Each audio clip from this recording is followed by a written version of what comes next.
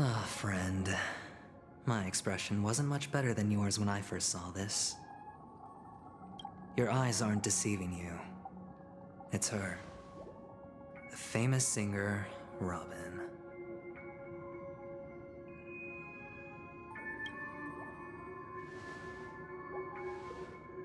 Well, first of all, can I just say that this had nothing to do with me?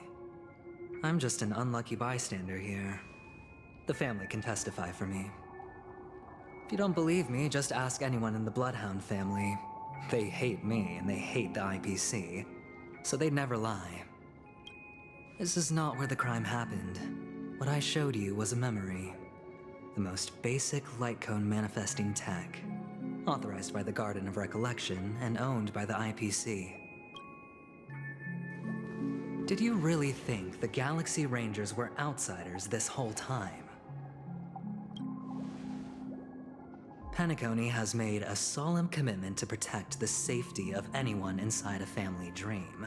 Any person in distress will be forcibly awakened and safely returned to reality. What gives them the confidence to make such conclusive statements? Because behind this promise is the harmony. The family's Dreamweavers link up their minds together to construct an unbreakable defensive line. Breaking through this line of defense to create death in the dreamscape. Not even a memo keeper could do that without the family's permission. Who could have done it, friend? The only one is her.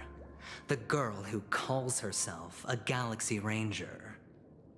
An imposter, an unsought guest. An emanator who hides her true identity. Ifrit's death was a foregone conclusion. And Robin? Her misfortune was staring right at her. Who will be the next to die?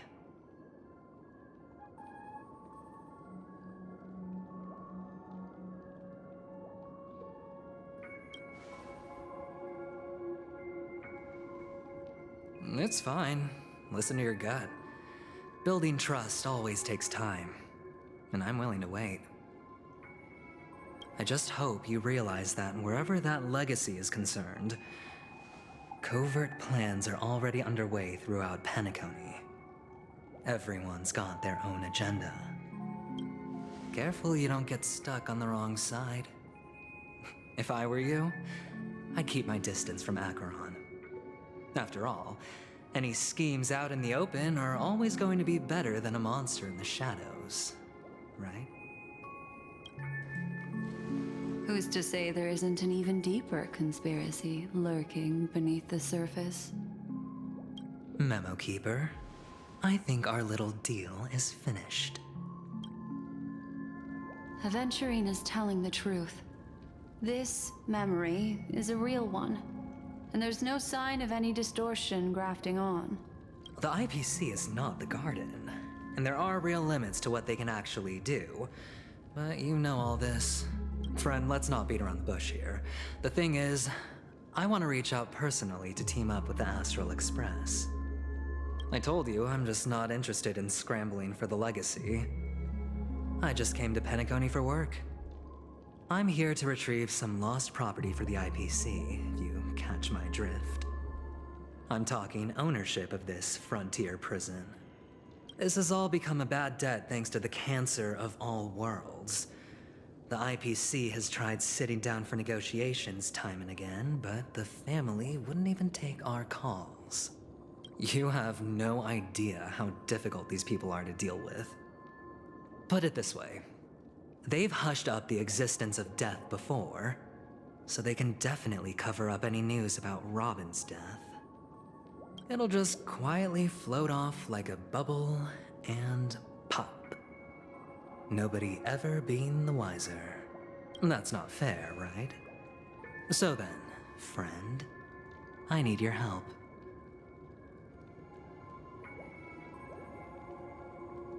I have but only one goal. The family's front door is like a high wall, and to tear the whole thing down, I'll have to dig out a few chunks first. Once I find a weak point, the IPC will have plenty of means. Now we have our chance. So long as we can get to the truth behind her death, we can have justice for Robin. While also gaining a valuable bargaining chip for bringing the family to the table. Truly a once-in-a-blue-moon opportunity. I've been investigating and making lots of friends all over Penacony precisely for this very moment. This tragic news would be extremely bad for the family, so they'll be doing everything they can to stop it leaking, especially to the IPC. But I trust that there are still a few factions that remain exceptions, and that's why I need you all. The reputation of the Astral Express precedes you, and the Harmony will give you the fairest of appraisals. You get to find out really what happened and seek justice, and I get to put it toward completing my mission for the IPC. It's what you call a win-win situation. But don't worry, just head back and talk things over with your companions. That navigator is really smart. She must understand the value of this deal. Look, here's my contact details. If you come to any conclusions, call me. Oh, and take this. A thorough investigation can always use a little more funding. Don't mention it. So long, friend. I really am looking forward to uncovering the truth about death with everyone. Aventurine just sauntered off. He really doesn't mean to force it, but something still seems off. What now? What are your plans? Black Swan. What is she thinking?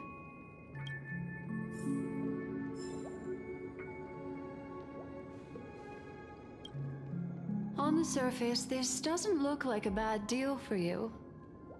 But Aventurine is a shrewd merchant whose scheme won't just be as simple as it appears to be.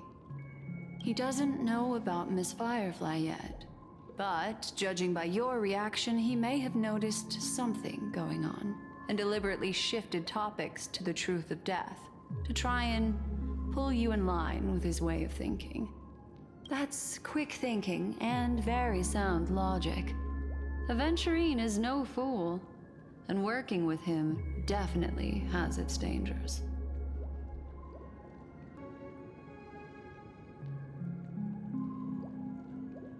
That is something I agree on.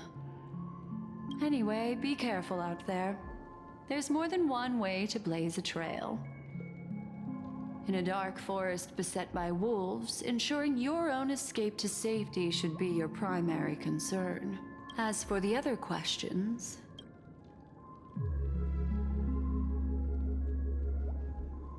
I'm not sure the two cases were committed by the same culprit, but that massive wound looked like its winged blade. We've all witnessed it in action before. Plus, it seems unlikely that there would be two lethal entities loose in the dreamscape. Sorry, I can't answer that question. That ranger is shrouded in mystery. I'm afraid no one is capable of providing an answer. But without a doubt, she is the most special guest at this banquet. It's like Aventurine said just then. It's best to keep your distance from her. Two victims appearing one after the other in a very short time span, in and of itself, that's very unusual. Two possibilities. The collapse of Penacony's dreamscape has started speeding up, making death extremely agitated and weakening the family's protections. Or everything has been planned out and executed by someone. If someone has chosen these victims deliberately, first a smuggler, then a family celebrity, then this murderer's motives are worth thoroughly chewing over. It's all happened so quickly, I can only make conjecture. After leaving here, go have a chat with your companions. I hope you can clarify the source of this confusion.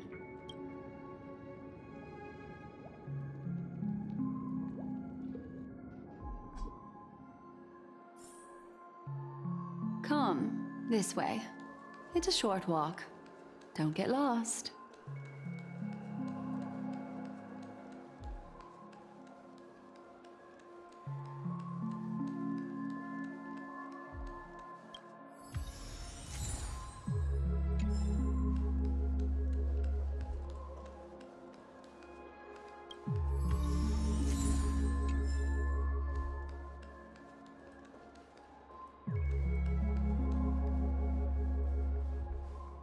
This way. This is where we part ways. All of this is like a nightmare. Unfortunately, the remembrance doesn't lie. What we just saw is the reality that happened, and it won't fade from our minds just because we wake up. But follow your heart and don't be afraid. We all walk through this world casting shadows of different lengths, and ultimately, all we leave behind are precious memories. Hold on just a sec.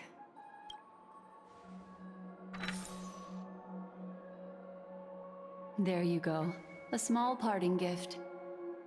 If one day you unfortunately fall into the deep waters of the memory zone and there's no memo keeper to join you, hopefully it can guide you on my behalf. I also pay great attention to the ways of the world. Just think of this as an apology from me for hiding something from you. Then, I've something private to take care of regarding that Galaxy Ranger. Let's leave things there, shall we? What fascinating memories will you bring for me next time we meet? I sincerely look forward to them.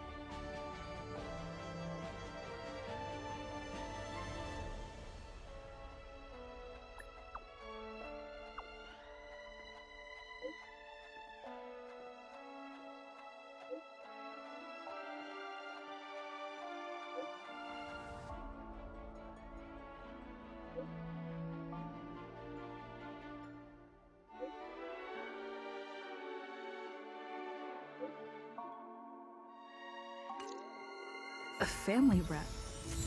Is Himiko okay?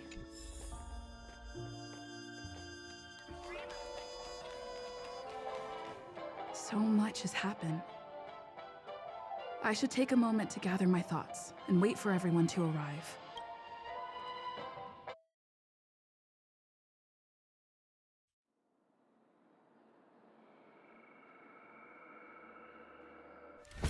Better unsheath that blade now, Ranger.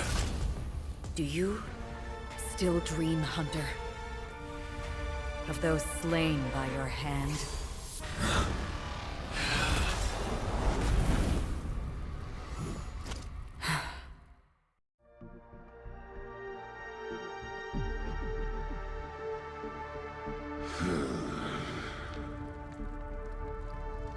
It appears the outcome has already been determined. We're still alive, as are you. You still have room to make a choice. Leave the music box behind, and then go. Choice. The bloody trail of the destruction leaves no room for hesitation. Vatora's fire demon. Even if you sacrifice your life for that Eon, you won't get special treatment. Ranger, you tread the narrow path of the hunt. You could never understand. We come from the fire, and are born bathed in fire. We spread, burn, and destroy, until all the kindling has burned out and we leave only ashes on the ground. Burning forms the entire life of a fire demon, from the beginning to the end. We are born to die, just to put into practice a profile of another universal truth. All things are created for the destruction. Your companions don't seem to think so. They fight for your chance at survival. They are my children, and just as I was, they are flames that have yet to burn white hot. They're still young, and I don't blame them. But my flames are faint, and time is running out. Can you see the planet of festivities in the distance? I plan to bring Purgatory with me there, and before that, I must surpass you. Why?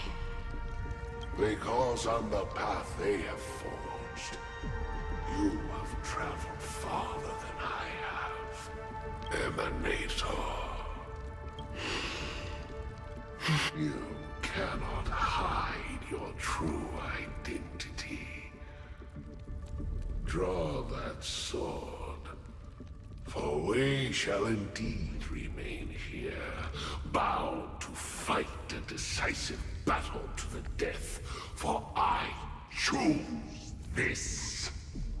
Destruction is intense, but brief. To cravenly cling to life is to endure an endlessly prolonged existence. Even if the answer turns out to be your own destruction. What is important is not the answer, but that it exists, just as you exist. Everything exists to be destroyed. Emanators are no different. Just as even sweet dreams may be born of the void, the so-called impossible is merely something that has yet to happen. All right. I accept. You shall witness the most brilliant and intense fire in existence. May this flame illuminate the farthest reaches of your bottomless dream. A bottomless stream. Yes, that's right. But you've made one small mistake. This blade remains in its scabbard not out of pity or scorn. It's a personal secret that I don't want to disclose, but perhaps out of reciprocity.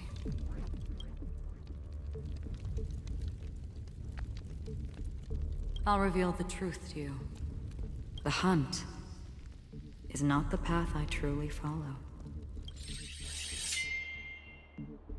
May death be the end of your boundless dream, guiding you back to the waking world. I still see them in my dreams. Hold it. Your time hasn't come yet. My time? I've seen many clever disguises that can conceal appearances, but they can never cover up who a person really is. And you're no different. You had no desire to kill the Trailblazer. You only did what you did to drive me and the Memo Keeper away, but why?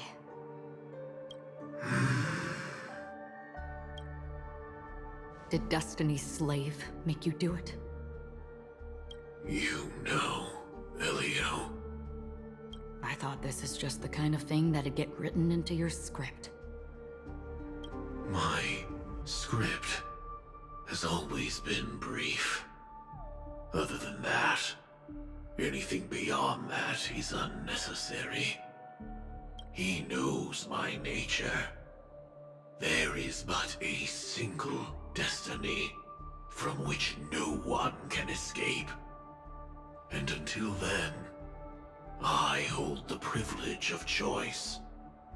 However, you appear to be ignorant of this, so it's time for me to inquire. Who exactly are you? Not your enemy, perhaps. That's not what I asked. I don't deserve your curiosity. Loners wandering the cosmos always have their secrets. Take me. I'm wanted by the IPC, so it's little wonder that I know something about the Stellaron Hunters. That's all. Maybe I can help. What reason would you have for doing that? I tend to forget things. Which is why, rather than memories, I'm accustomed to using my emotions to capture what I normally wouldn't otherwise. So, I know who is inside that cold armor.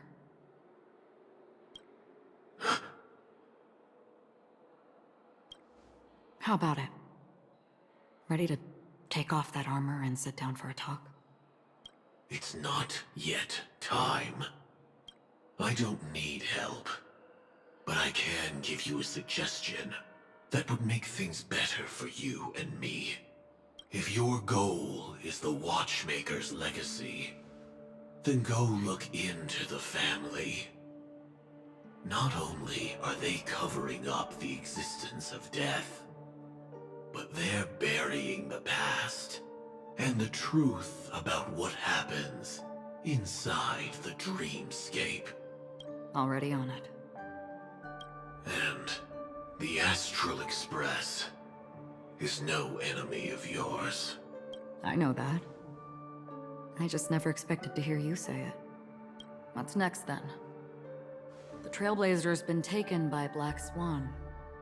Will you go look for her? No need for that. No harm in mentioning that Elio's only given me one instruction. Get all of the Astral Express to track down the Grand Legacy. I tried settling this in an easier and more direct way, but as you can see, here I am confronting you. I failed. Can't ever go against the script. The so-called impossible is merely something that has yet to happen. That's it. Before we split, can I ask you one more thing? Is there anything else in your script about me?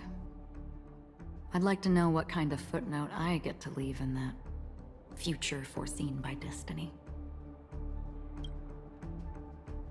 Unfortunately, not a thing came up. I knew it.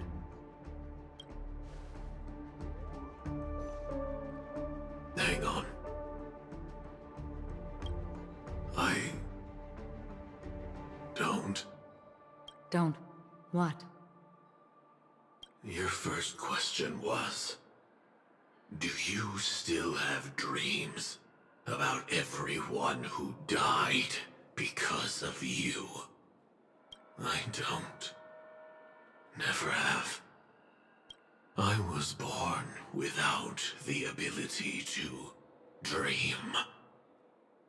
I live for this cold, harsh reality.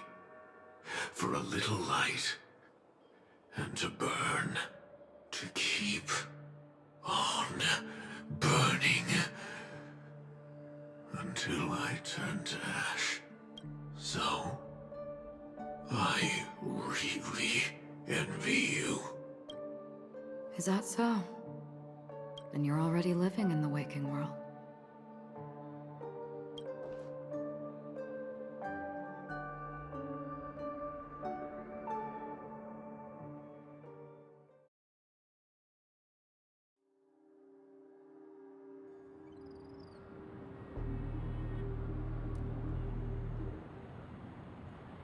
We heard about Miss Firefly from Black Swan, but we never expected Miss Robin to... I'm sorry that I couldn't be with you then. Reality cruises on in serenity, while undercurrents bubble up from the dreamscape. Just like that memo keeper said. Stay strong, everyone. We can still do what we can for them. Starting with finding the murderer. Let's recap everything then. The Trailblazer just reminded me of something. March, do you remember what that family rep who negotiated with us said? Indeed, we trust that the Nameless has nothing to do with this, and we also beg each of you to help assist the family in verifying the identity of the deceased. That's how it was put, in reference to Miss Firefly. Looking back, he seemed a little evasive at the time. And he also failed to mention anything about the earlier murder, too. The family's planning on covering up all news about Miss Robin's death. If news gets out, Penacony's going to turn into a bloodbath. But the murder that followed closely after was obviously beyond their anticipation. The family had to try and turn things to their advantage by bringing in reinforcements from outside. The Charmony Festival is nearly here. They must be snowed under. It may also be that Miss Firefly's murder had so many witnesses that it couldn't be covered up. So they went with the flow and let more people on the scene to control the situation. After all, the nature of the two murders is fundamentally different. The family's first protective measure should be against malicious actors among the guests, such as that IPC envoy.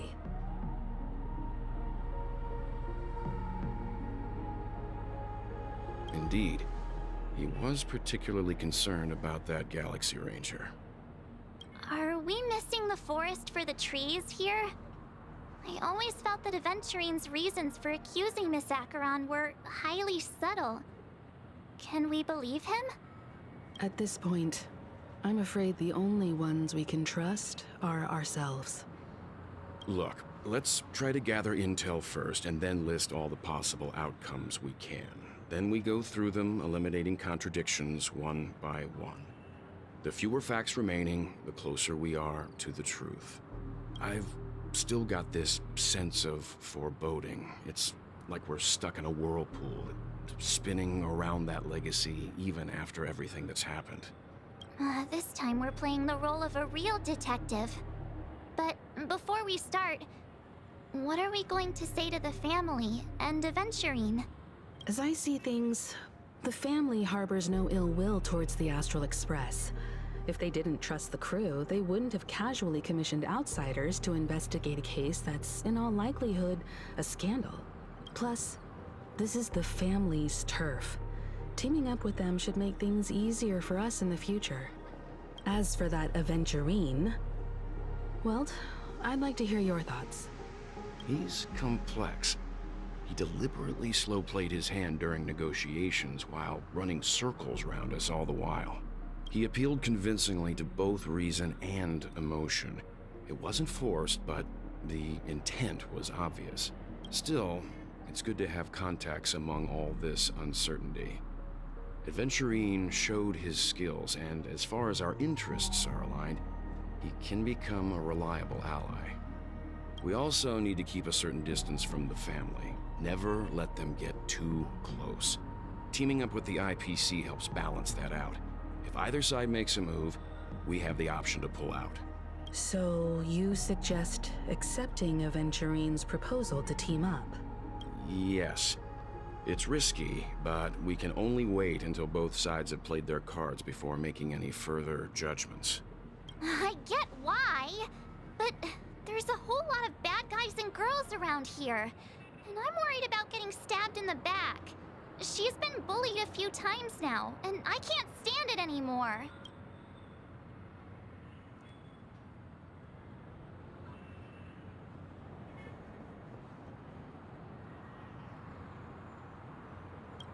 You... No, I can't accept this. Forget about it. Just let me keep an eye on him. If that doesn't work, we can just turn the tables and use him instead. Then, could you please reply to Aventurine? Everyone, take this time to put together your thoughts.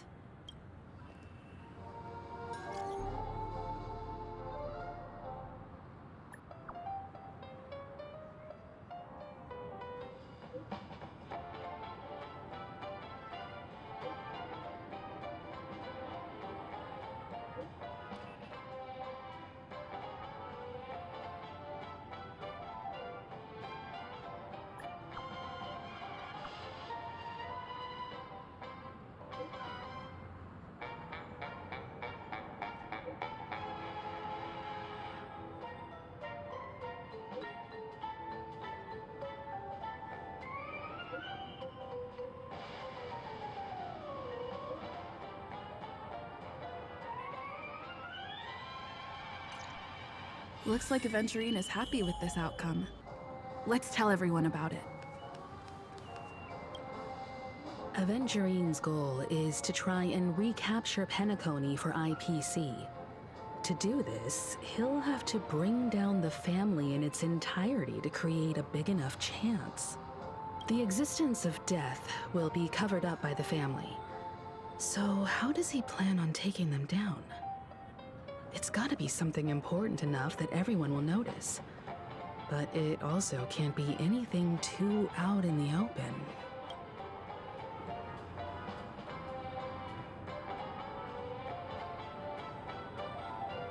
Aventurine has devoted considerable attention to her.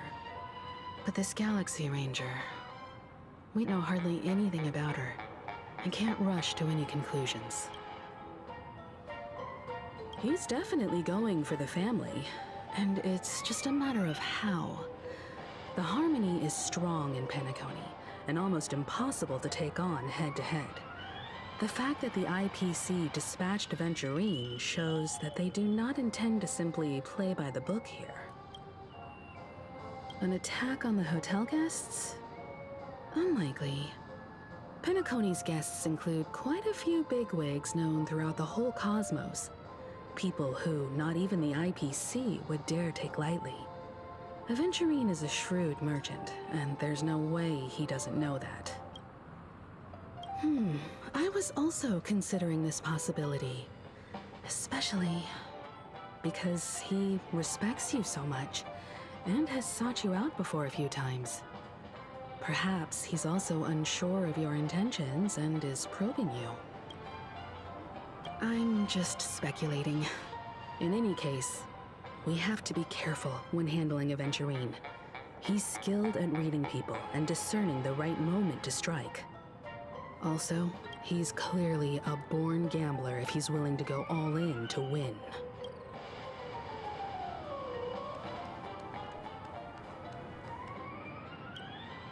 Aventurine said something that concerns me. He accused that Galaxy Ranger of killing Robin without any evidence whatsoever, but said nothing about her connection to that memory zone meme or why he was stalking you. It was a groundless accusation, which only serves to make him seem more suspicious.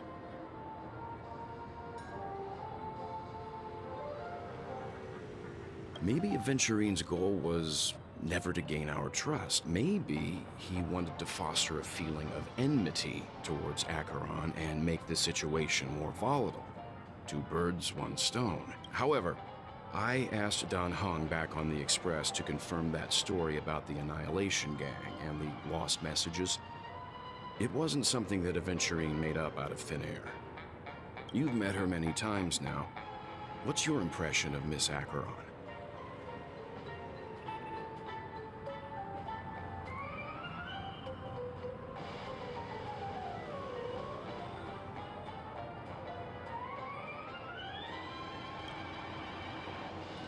That fits the stereotype of a Galaxy Ranger to a T. They're eccentric, unpredictable, and fond of being alone. No wonder she's a suspect.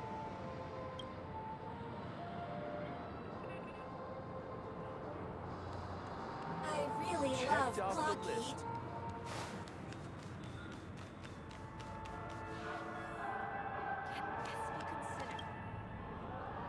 hope it's not too soon to bring it up.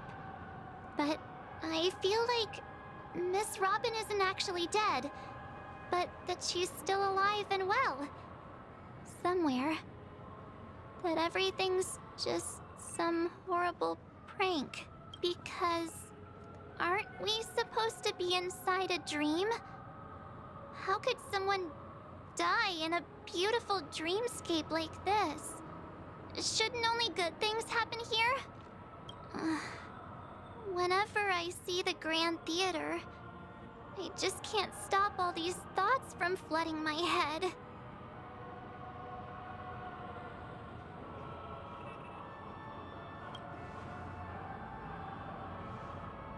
Yeah, of course. At times like this, we're so lucky to have our crew. The family and the IPC. Everyone has their own plans going on. Everyone's still having a great time out there on the streets. Nobody knows what's happened. It's all so unreal. As if Firefly, Miss Robin, and us we're all outsiders from another world. Aw, what a mess. I really want a nice cool drink of soda to help me calm down. But then I'd be just like everyone else out on the streets. Looks like Aventurine doesn't need anything else. Let's turn our attention to the family's assignment for now. Himiko, what do you think? Among our current clues, the two murders that she witnessed are the most directly connected. I suggest starting here. One thing I'm curious about is, if a person dies in a dream, what happens to them in real life? Seeing as we're at the family's behest, why not pop back out to reality and verify Miss Firefly's situation back at the hotel? Perhaps we could also make a few inquiries about her while out there. How about we split off into two groups? There are still some things worth focusing on inside the dreamscape. I'll investigate those, and we can link up again later. Worth focusing on? Oh. No problem.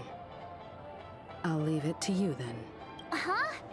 Aw, I thought I'd finally get to see Himiko and Mr. Yang go out on a mission together.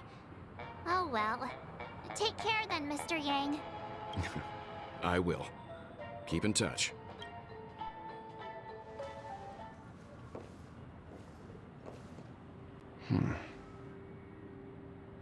Honored guest, could you come out for a second?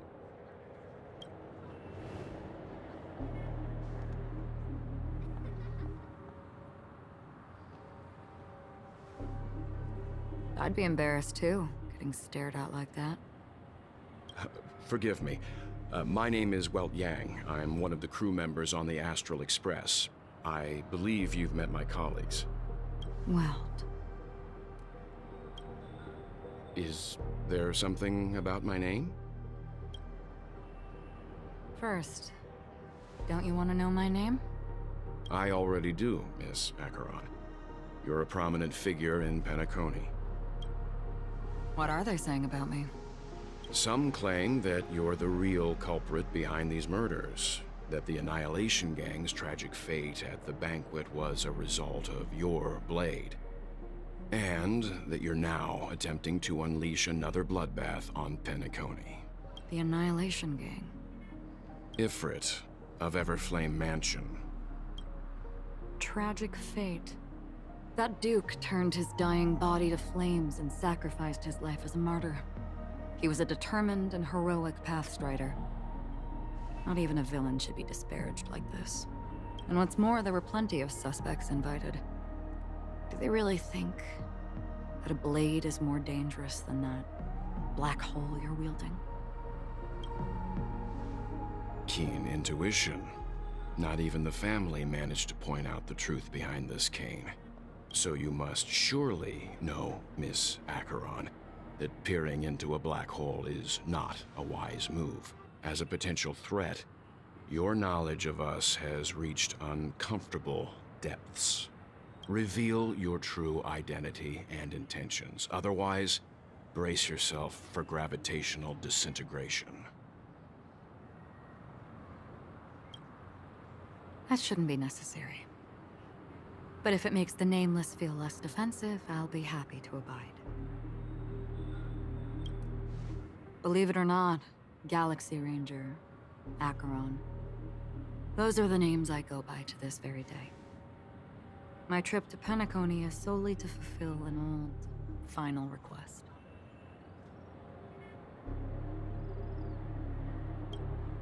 I'm here for the Watchmaker's legacy. And that's it. I think I've been honest enough. Still unwilling to reveal your true identity? It's not that I don't want to. It's just that I can't. I've come so far, and I can't sum up all of that in just a few words. Everyone has their own unspeakable past. Secrets that they don't want to be revealed. And I won't be asking any more questions, such as why the Astral Express is roaming around the cosmos with a Stellaron on board. Is she okay?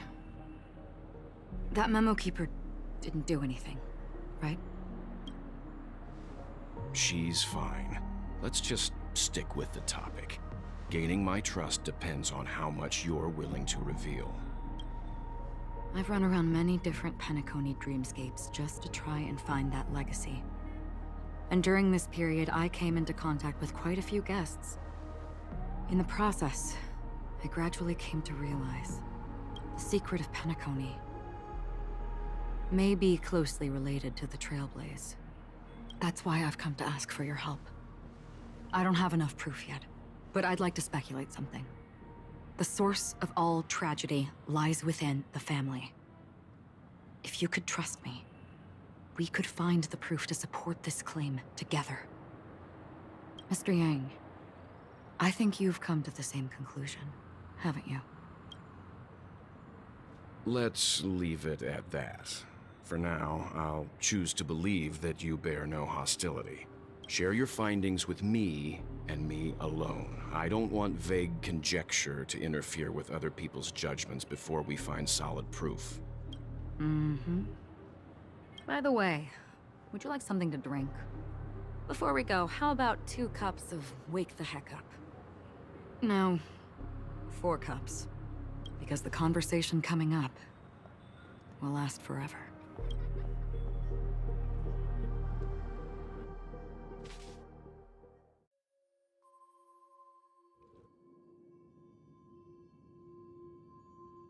I've been watching her closely for a while now, and the first invitation was in the banquet hall of the hotel.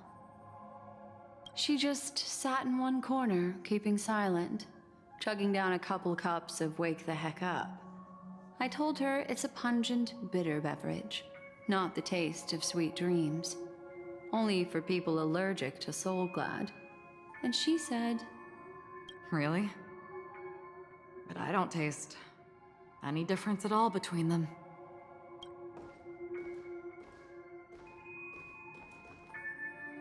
the guest rooms are charmingly minimalist. An aesthetic you share, Miss Acheron. It's a cinch. This music box. The invitation received by the Annihilation Gang. There are latent memories that linger on it yet. You see, memories of you are not yours alone. They travel in other people, other things. I know much, and I can predict even more. With some help, the dead can be made to speak.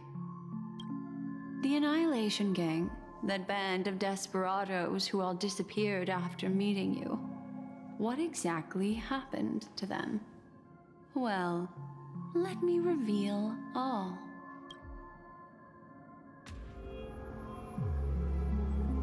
Gradation 12. Dreamscape 12.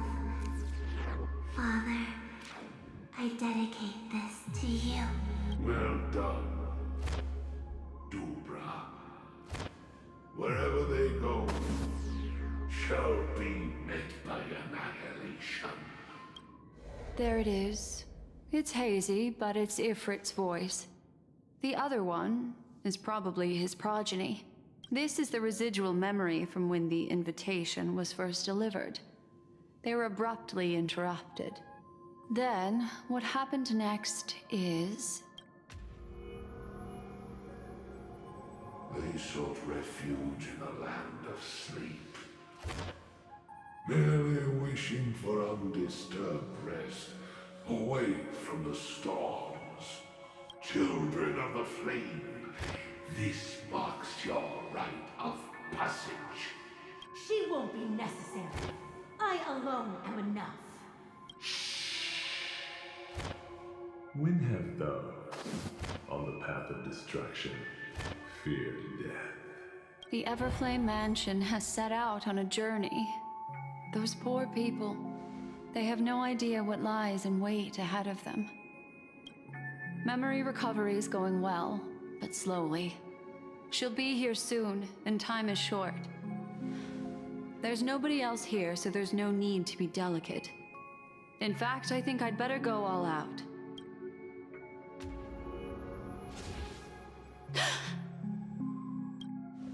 What happened?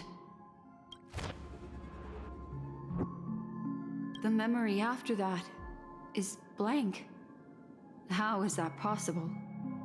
This music box fell into Acheron's hands, and she brought it to Penacony.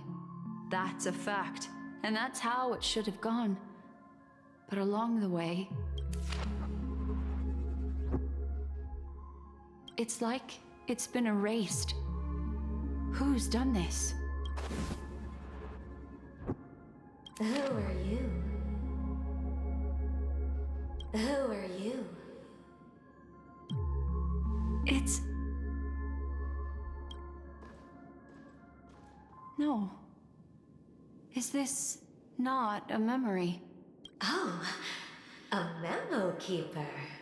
Do you serve the Garden of Recollection? Or the Cremators? My name is Constance. A pleasure to meet you. We were supposed to meet in Penacony and spend an unforgettable time together. But that seems unrealistic.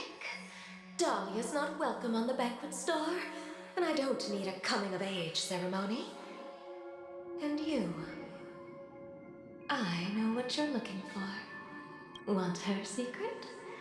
I can give it to you, and then you can enjoy the banquet for me. I wish you unforgettable memory. Oh. A phone. Wanna listen in?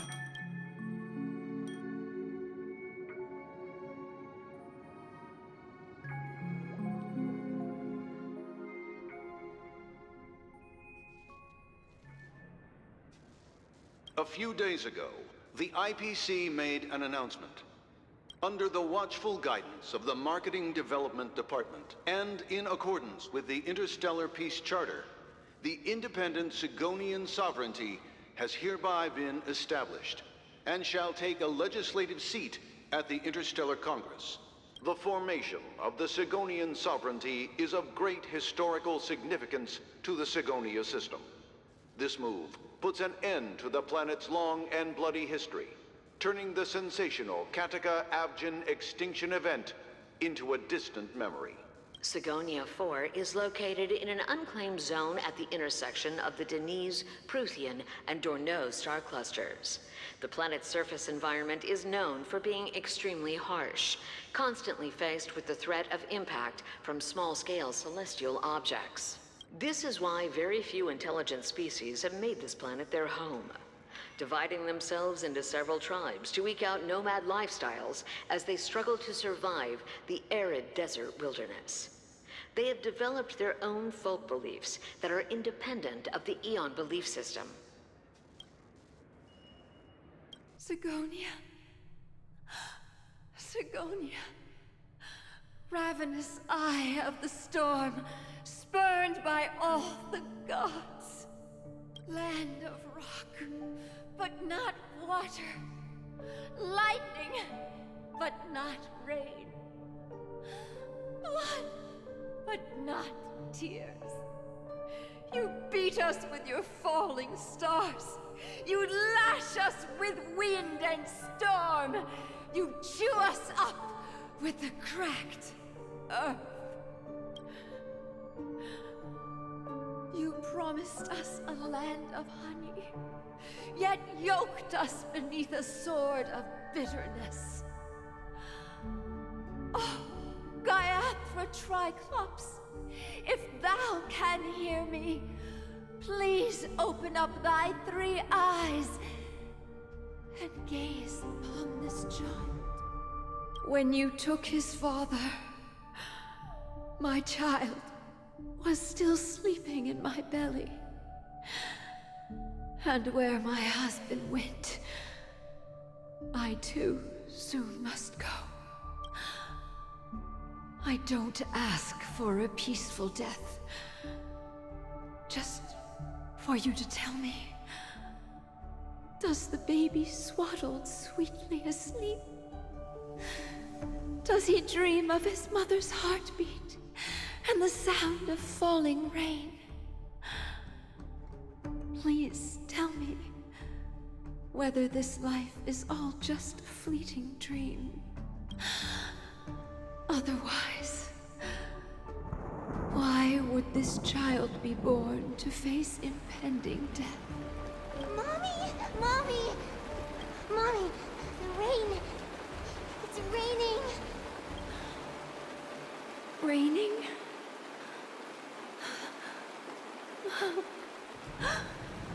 Raining! It is raining! It's true! Those Outworlders weren't lying to us. They really did summon the rain. Mommy, we can leave here. We can go back home. Back home. Gaiathra Triclops. You came. Do you hear that? Thank you. Thank you. Darling, listen. This is the sound of rain. On the day you were born, the sky also sent down a gift like this from Gaiathra. Such a lucky child. Such a blessed child. Just like your name. A gift from them to Avgen. My boy. May the goddess Gaiathra close her eyes 3 times. Keep your blood eternally pulsing. Let your journey be forever peaceful, and your schemes forever concealed. Welcome to this sad world, Kakavasha. Time to wake up, gambler.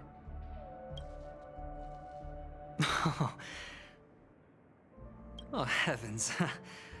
I must have drunk too much Soul Glad. Didn't expect you to be back so soon. How is it? Find anything? Just as you guessed. Nobody outside knows about Robin's death. There aren't even baseless conspiracy theories. They're still streaming the rehearsal for her ceremony, using a stand-in, I guess. They must be dreaming. Of course. Who could imagine that death would actually descend upon the idyllic dream created by the family? Let alone that the victim would be the female lead of the Charmony Festival. To be honest with you, I didn't believe it. I even tested it a few times myself, until I discovered that I couldn't actually die. Whenever there's any danger, I'm forced awake by the dream pool, and it's all as if everything were just a nightmare. That's why I'm convinced that there are a few big secrets lurking behind the scenes. Then you must have heard about the Memory Zone meme. When I graciously deigned to establish connections with the Oak family on your behalf, they were quite in a pitiful state of disarray. Besides Robin, there was another body. I don't know the exact details, just that it was a stowaway. 2 murder cases? I told you something seemed off about the Nameless. Oh, she must have come across the other one. This murderer is a psycho. But I have to admit, the case should be easy to crack. We can leverage the family's malfeasance and let the IPC use this as a reason to intervene. It's just that their trickery runs deeper than I thought. Robin's stand-in was all ready to go. These 2 murders are definitely getting hushed up.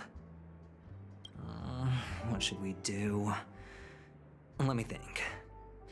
It's too rare an opportunity to miss out on, so I gotta be careful. Incredible gambler. Have you already exhausted your limited repertoire of tricks so soon? There are plenty of chips, but it'd be best to choose carefully. The most straightforward has to be Robin. Remember? That masked fool once told me to find a mute as a friend. Robin is what she calls the mute. She has lost her voice, and while most people can't pick up on it, you and I cannot mistake that sound. Not produced by any voice box, but rather by the resonance of the harmony. If that girl hadn't gone hoarse from singing practice, there'd only be one possibility. Something was up with the family. Or Robin herself. To get to the bottom of this, I tried every way I could to meet her, but she died. Right before my very eyes.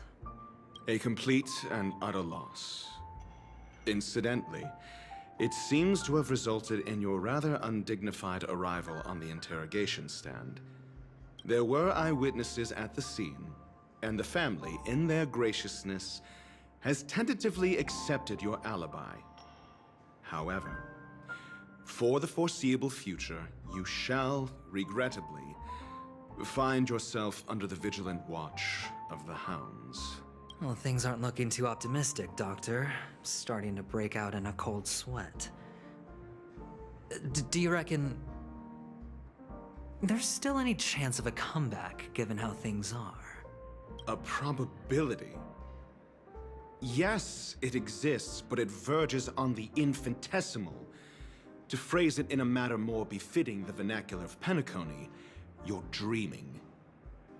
But if you simply can't control yourself and want to try your hand, then there just so happens to be a suitable candidate. That man wants to see you again. Who? Sunday. Is this a public hearing or a private trial? If it were the former, it would hardly befit my stature to stoop to the role of a mere messenger. Fine. Oh, that's great.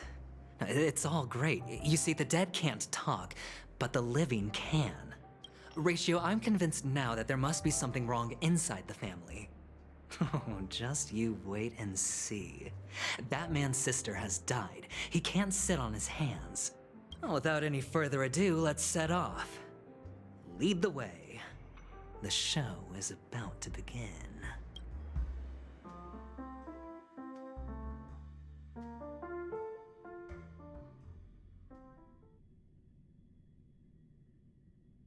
We're here. The Dewlight Pavilion is the Oak family's fortress and a place where heads of the families meet to discuss great plans for Penacony. Fortress? I like this metaphor. I dealt with the warlords of the Amanicus star system not long ago, and their synchronized orbital manor wasn't this heavily guarded. This mansion nominally belongs to Sunday, and is very befitting of its owner. Without his express invitation, the likes of ordinary guests would never grace these grounds in their lifetimes. Look around while you still have this moment of freedom. Hey, Doc, whose side are you on anyway? Who's to say I won't sell you out? We'll see. When we meet the authoritarian master of the Oak family, I'll pry an answer out of him. Follow me and I'll bring you to his parlor. Hold your tongue and let me deal with the members of the family.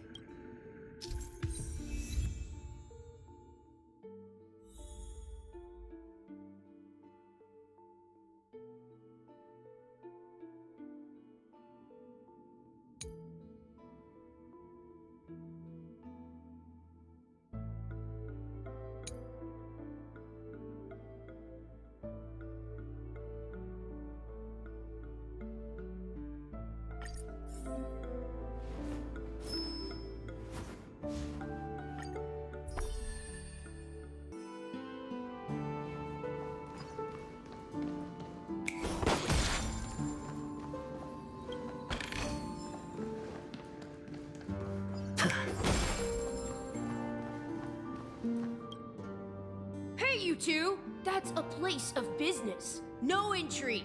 I was requested by Mr. Sunday to bring him the suspect. My name is Ratio. He should have mentioned it to you. Oh, I remember you. Veritas Ratio. Your punch virtual particle clock is impressive. Excuse me? The one on your head. Of course, it's nothing compared to my full pocket dimensional annihilating power armor of the Mobile Knights. Right, and as I mentioned, that fantasy raiment of yours doesn't exist. That's because you can't see it. Like I say, only family can see the glory of the Mobile Knights. Ugh, enough. Get going. Don't keep Mr. Sunday waiting. It seems like the idiocy index here is no better than it is out there.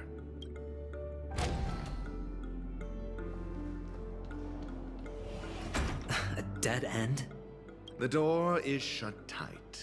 Looks like we're on our own. I mean, there isn't a door. How did you get in before? For security reasons, the family built the administrative site deep in the dreamscape, with the mechanisms hidden in these nightingale statues. The direction of the statues can be controlled. On the previous occasion, an attendant named Kona had gone to the side room to verify something before setting the statues in the correct positions. Well, maybe we should do the same. Let's go and take a look. Of course, we can also use brute force.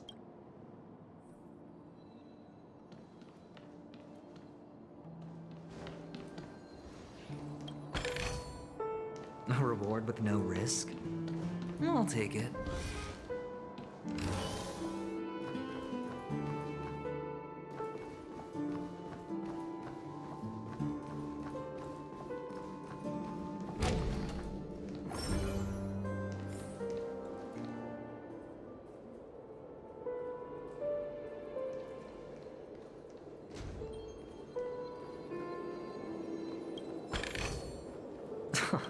This is hardly enough for a seat at the table.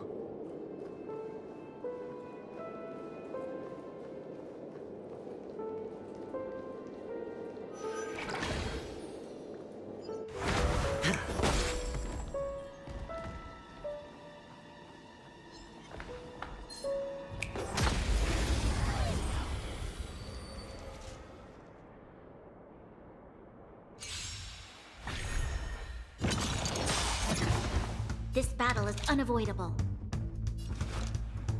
Lend me your strength. Hear this thunder!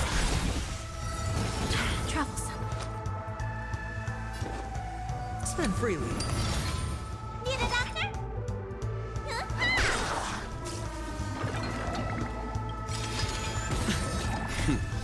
Time for the master.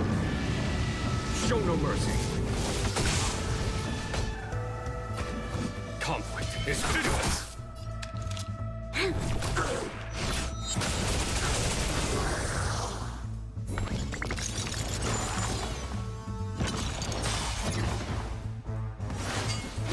dirty. Oh!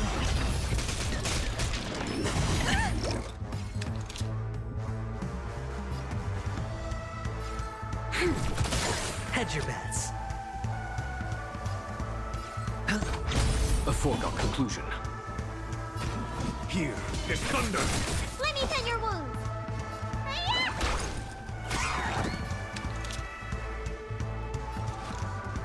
Lend me your strength. Follow my charge. Conflict is pitiless! Watch your head.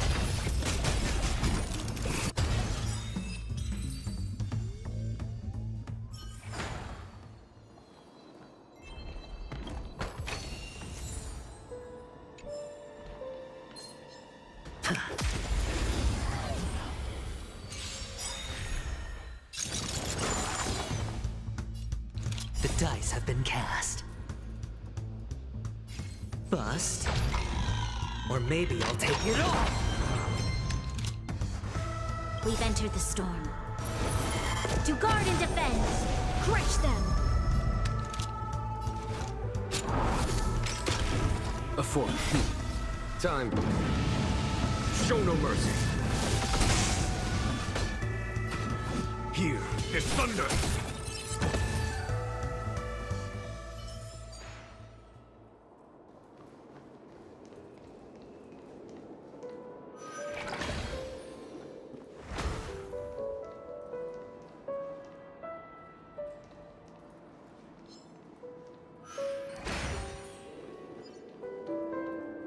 Six nightingales facing in different directions. An obvious hint.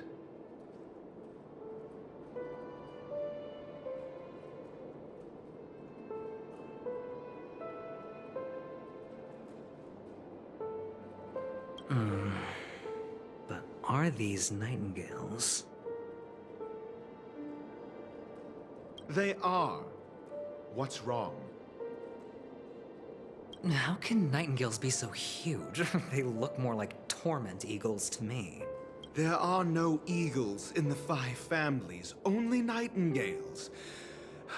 Why am I wasting time with you on this?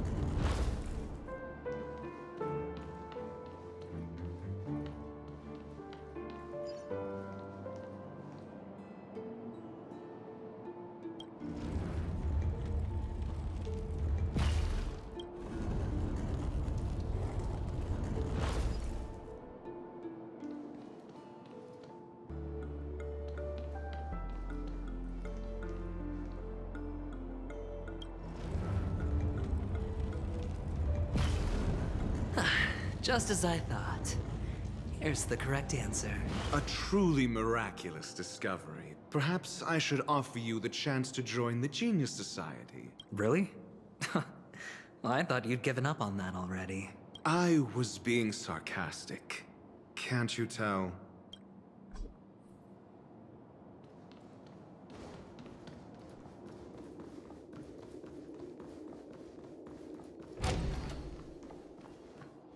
Oh, impressive. So much for Mr. Sunday's reserved, virtuous image. Do you need me to remind you? We're in a dreamscape. No matter how grand the mansion looks, it'll not affect Penacony. Stop wasting your time nitpicking the family here. Yeah, you're right. The only way to destroy the family is death. Sunday must have thought the same. Let's head down.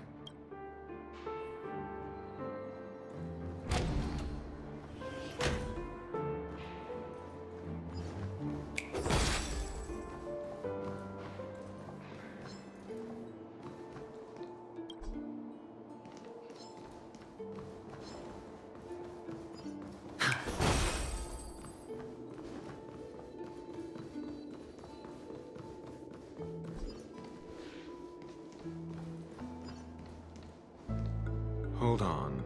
Huh? What's wrong? Are we heading the wrong way? No, but this door is locked. My friend? Did you really make an appointment with him? It's a trial. You got to prove your worth to Sunday before you can speak with him. If I'm not wrong, we need to find a way to open this door in the hall, or this place will be our prison. Oh, an escape room. My favorite. Get serious. I've no time for games. Let's head back. The hint is probably in that prominent sandpit. Wow. That's an enormous sandpit. I'd love to build a tall building for myself. Once I have enough savings.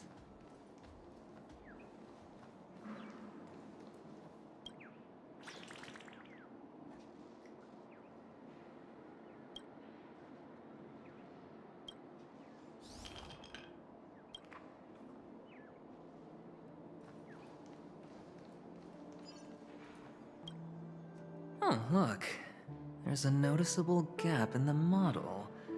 I believe you're right. There wasn't a gap before. That man must have done it intentionally. Well, with your brilliant mind, you shouldn't have any trouble recalling what was here last time. Right, Doctor? Of course. Let's look around. When I see it, I will know it. Fine. Fine. Why do I feel that we're pursuing a degree in burglary now?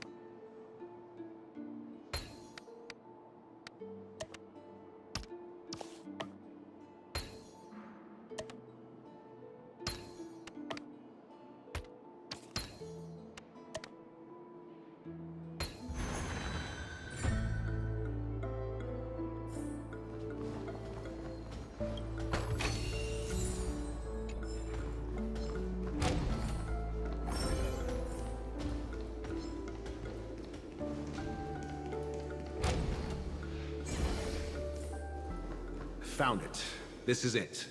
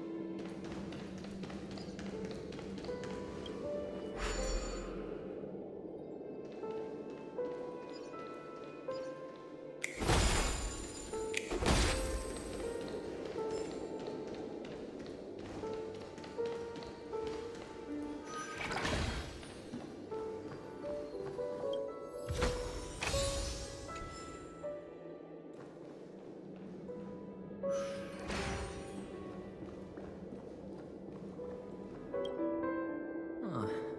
And the nameplate reads Gulliver's Arch. Well, I'm amazed you can remember something this tiny. You know, this reminds me of a tunnel I once saw that could shrink people who passed through it. If I were you, I would shut my mouth. It's wise to remain silent when you should.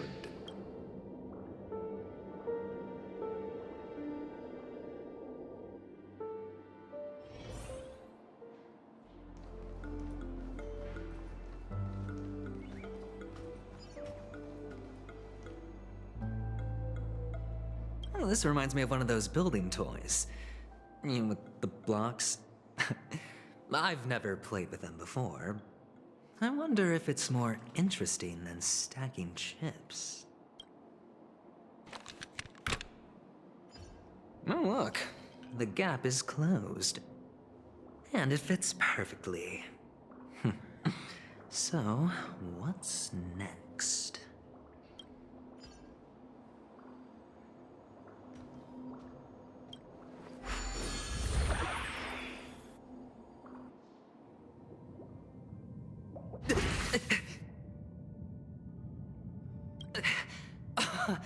Oh, good heavens.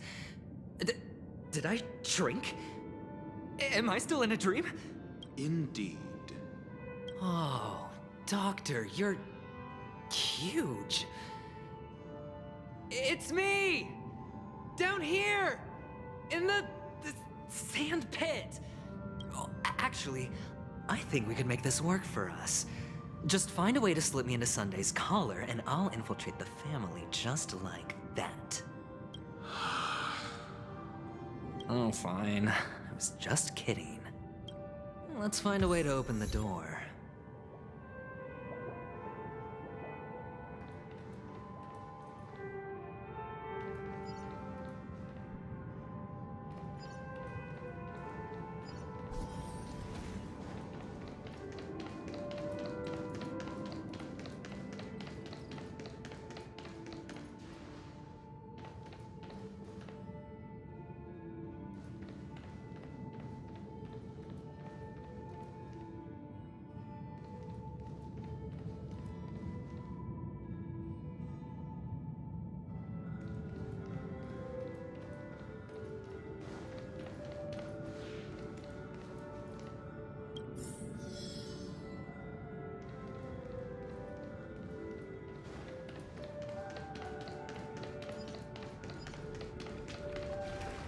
Hello! Welcome to the Golden Hour base model. I am an Oak Soldier. I will be here to guide you through the tour of the base model. Happy to be of service. And tell me about the tour. Hello! Welcome to the Golden Hour base model. I am an Oak Soldier. I will be here to guide you through the tour of the base model.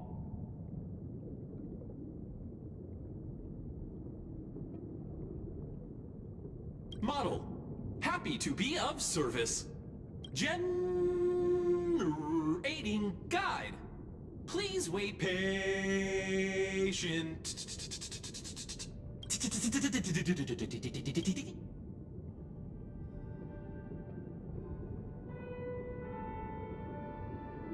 Found the nearest check-in spot. Please look behind me.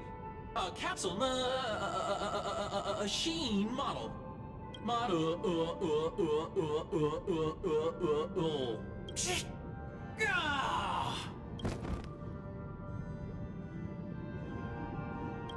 What's up with that? Now the family's toys are trying to frame me?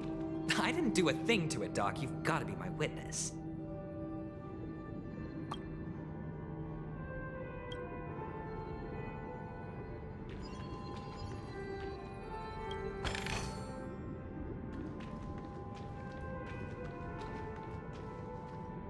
Oh, capsule machine. There's no mechanism on the floor. Could there be one at the top? Doctor, do me a favor.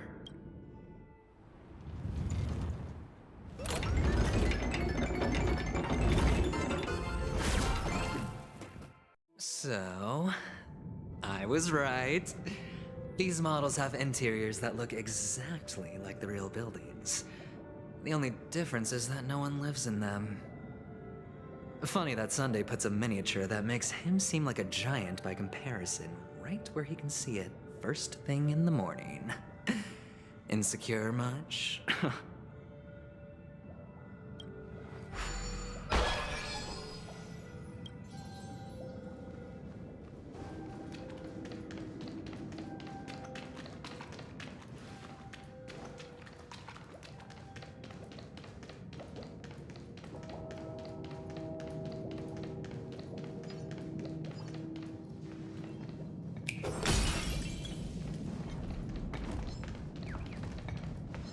Oh, one of the fragments flew upstairs. I'll need to use the pinball machine to flick myself up there. But it's tough.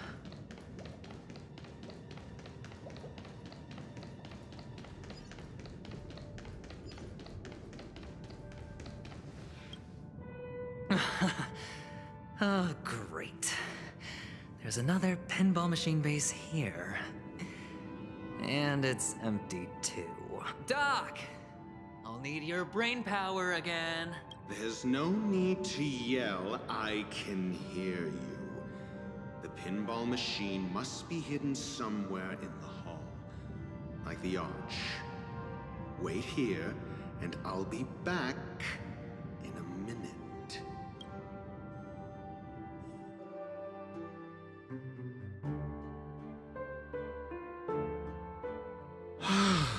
Finally, a moment of peace.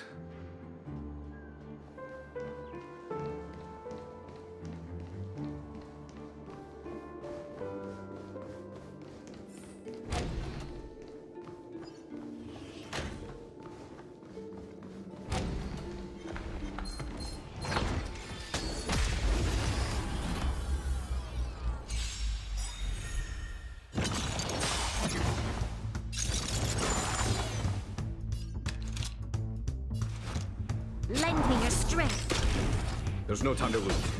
Conflict is pitiless. Tell them. Show no mercy. The test. 0 points. You don't look so good.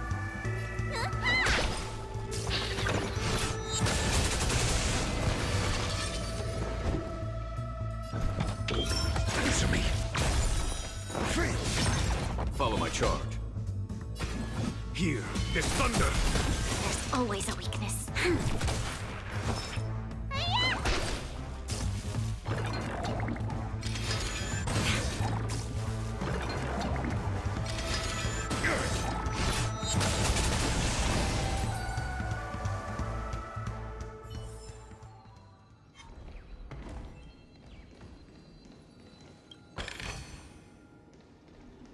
That's it. Pleasant moments of solitude are always fleeting.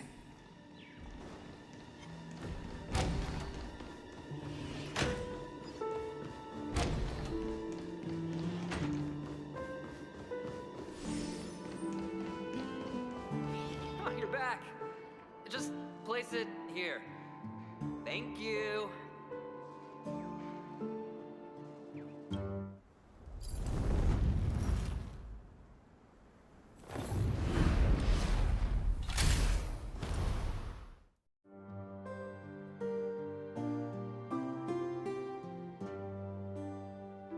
Thanks, Doc.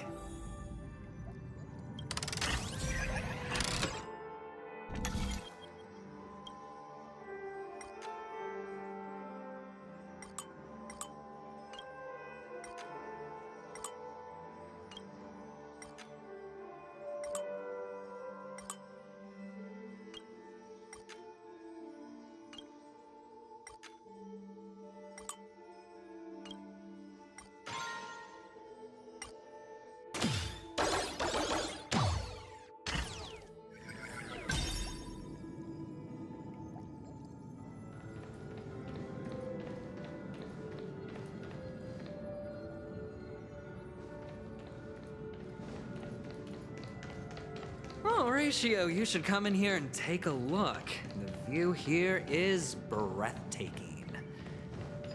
Honestly, you could easily squash me with just a pinch.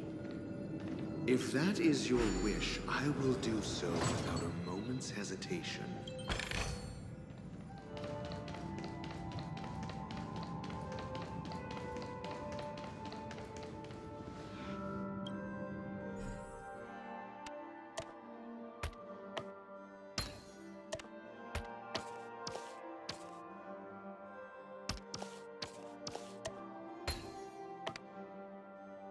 And the joyous tour of Toy City has come to an end. Makes me feel sad. Penacony isn't all bad, right? I'll use this interesting experience as a talking point at the poker table.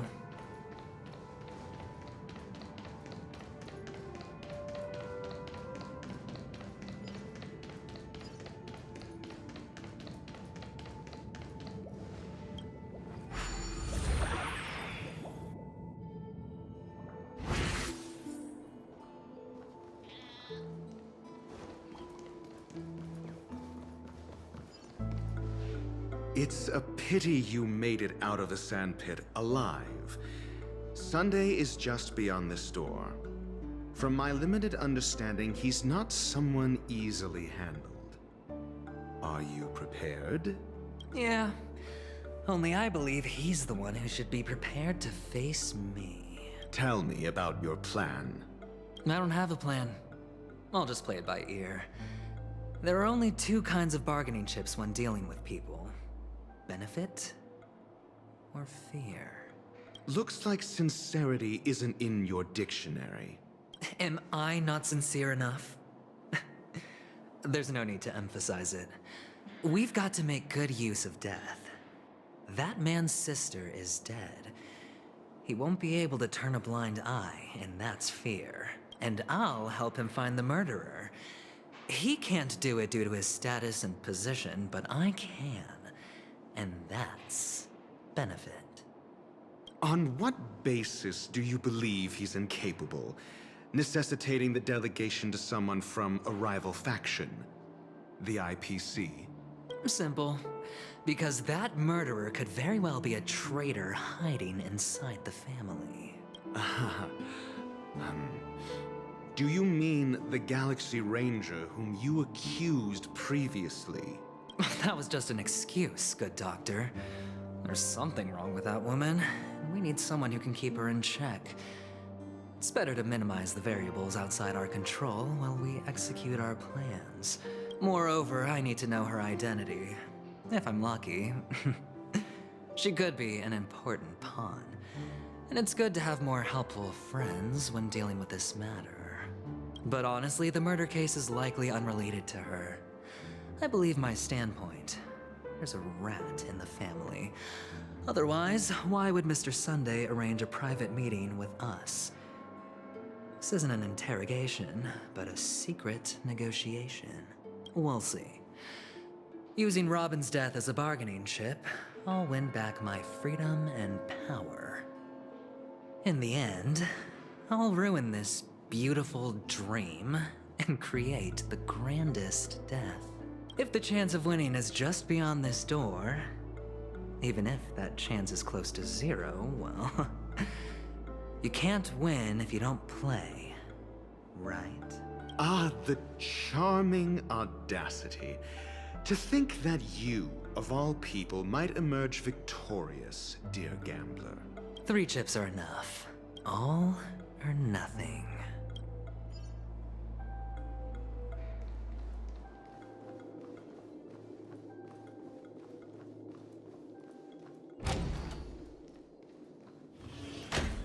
It seems my puzzles are too effortless for you, IPC Ambassador.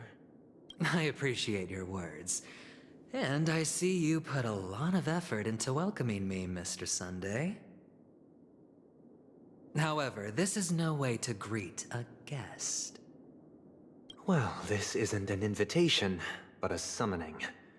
Before we speak, I need to test your character. I imagine this knowledgeable doctor friend of yours has been of great help, yes? Certainly. You ought to know this better than I do. He's already faithfully fulfilled his duties, hasn't he?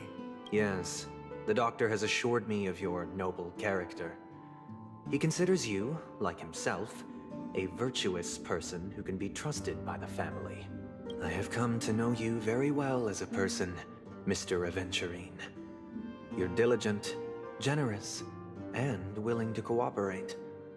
The fact that you succeeded in overcoming many obstacles just to meet me gave me the reason to believe in your wisdom and courage.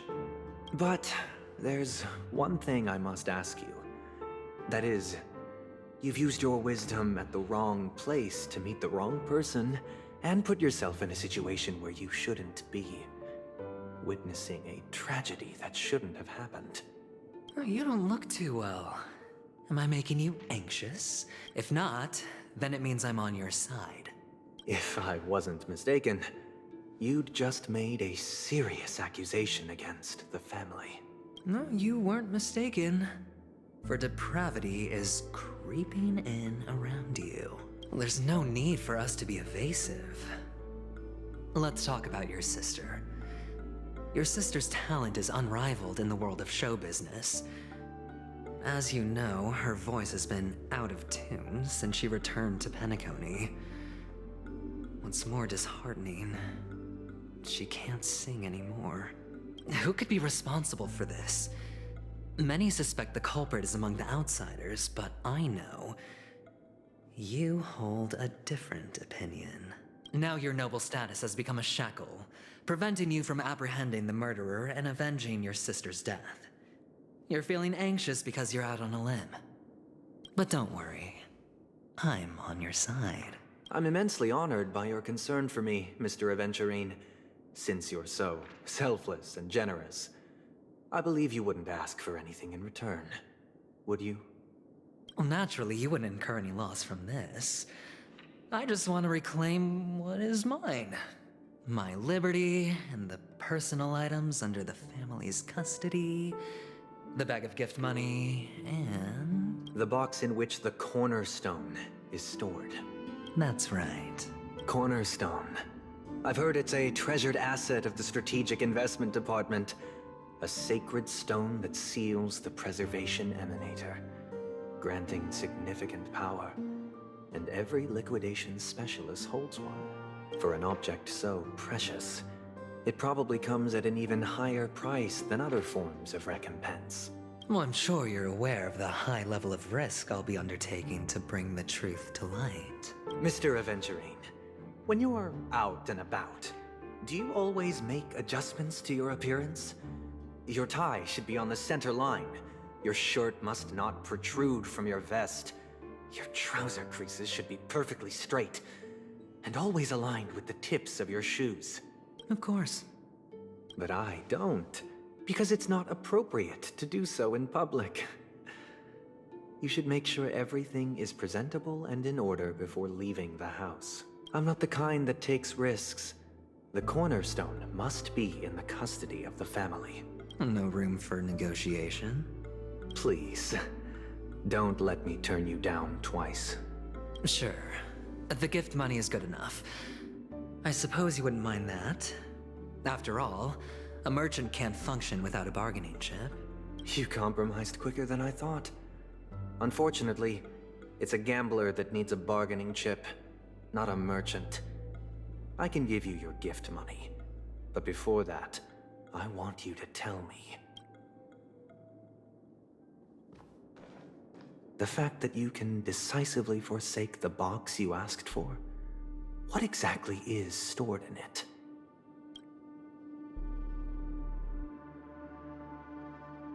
Oh, triple-faced soul, please sear his tongue and palms with a hot iron, so that he will not be able to fabricate lies and make false vows. What have you done? Under the light of the harmony, all wickedness is revealed. I implore them to shed their light, and I'll ask you questions on their behalf.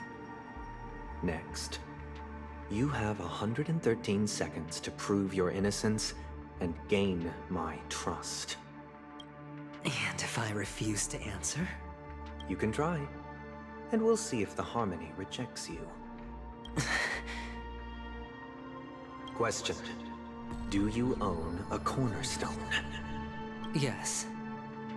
What a simple answer. You, too, understand that idle chatter leads only to poverty. Did you hand over the cornerstone to the family when you entered Penacony? Yes. Does the cornerstone you handed over to the family belong to you? Yes. Is your cornerstone in this room right now? Yes. Is your memory free from any kind of tampering or deletion, encompassing but not restricted to the techniques of the Garden of Recollection? Yes. Are you an Avgin from Sigonia? Yes. You even know about that? Do the Avgins have any ability to read, tamper with, or manipulate one's own or another's mind? No. Does it matter? Do you love your family more than yourself? Yes. All the Avgins were killed in a massacre. Am I right? No. Are you your clan's sole survivor? Perhaps. Do you hate and wish to destroy this world with your own hands? I don't know. Interesting. Now, the final question. Can you swear that at this very moment, the Aventurine stone is safe and sound in this box?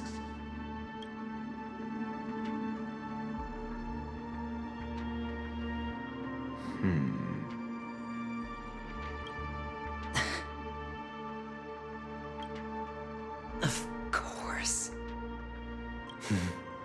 Looks like we can get an answer. Open it, Mr. Aventurine. It's your last chance to defend your honor.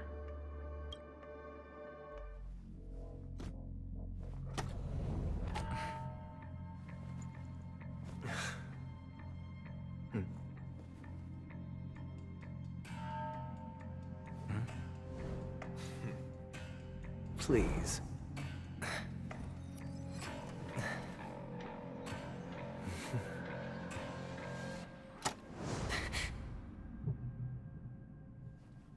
Are these what you're looking for?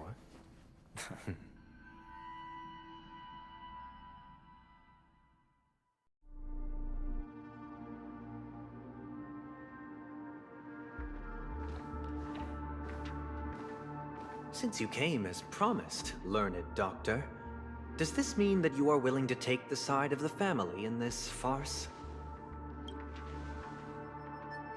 What makes you think you can convince me? I've heard you haven't enjoyed Mr. Aventurine's company. I also understand that you're an avid learner who sees the pursuit of knowledge above all. In that case, you ought to realize that a competent scholar knows their position and wouldn't forsake more vital matters for the sake of petty pride. If you agree to assist the family, I'll share our research findings on the Stellaron. You must be quite aware that, besides the family, no other faction is willing to share such information.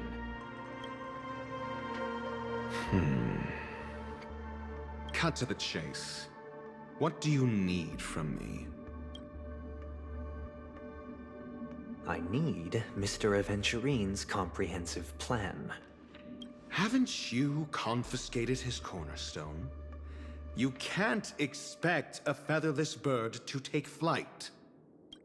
But I've also heard the 10 elites in the Strategic Investment Department have united, progressing together in the interests of the IPC. You'll have to speak more clearly than that. The cornerstone, which Mr. Aventurine surrendered. Was it really his? You question whether he would entrust you with someone else's cornerstone. The 10 Stonehearts aren't as united as you think. Cornerstones are significantly more precious to them than their very own lives. But you know that he's a crazed gambler. The more vocal he is about it, the more cautious I must be. I never imagined someone would share his way of thinking. Honestly, you should see a shrink. Bring it. The box containing the cornerstone is unique, and only IPC senior staff and related members can access it.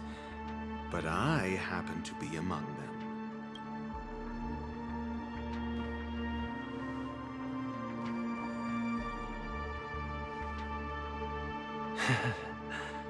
I appreciate it.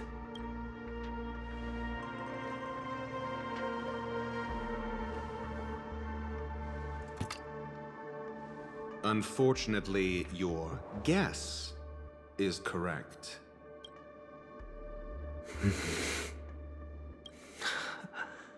The golden stone. Its color and glow are similar to that of Klepoth's body. This is the very ruse he intends to use to fool you. He won't reveal to you that the 10 Stonehearts chisel their own will into the cornerstones, granting them an unparalleled radiance. And this golden statue is also known as Topaz, not Adventurine. And it belongs to Topaz. So, do you wish to confront him? Not at the moment. I'm more interested to know the location of his cornerstone. The safest place somewhere you'd never think of. Because he never intended to hide it. In fact, that cornerstone has been in your hands from the very beginning.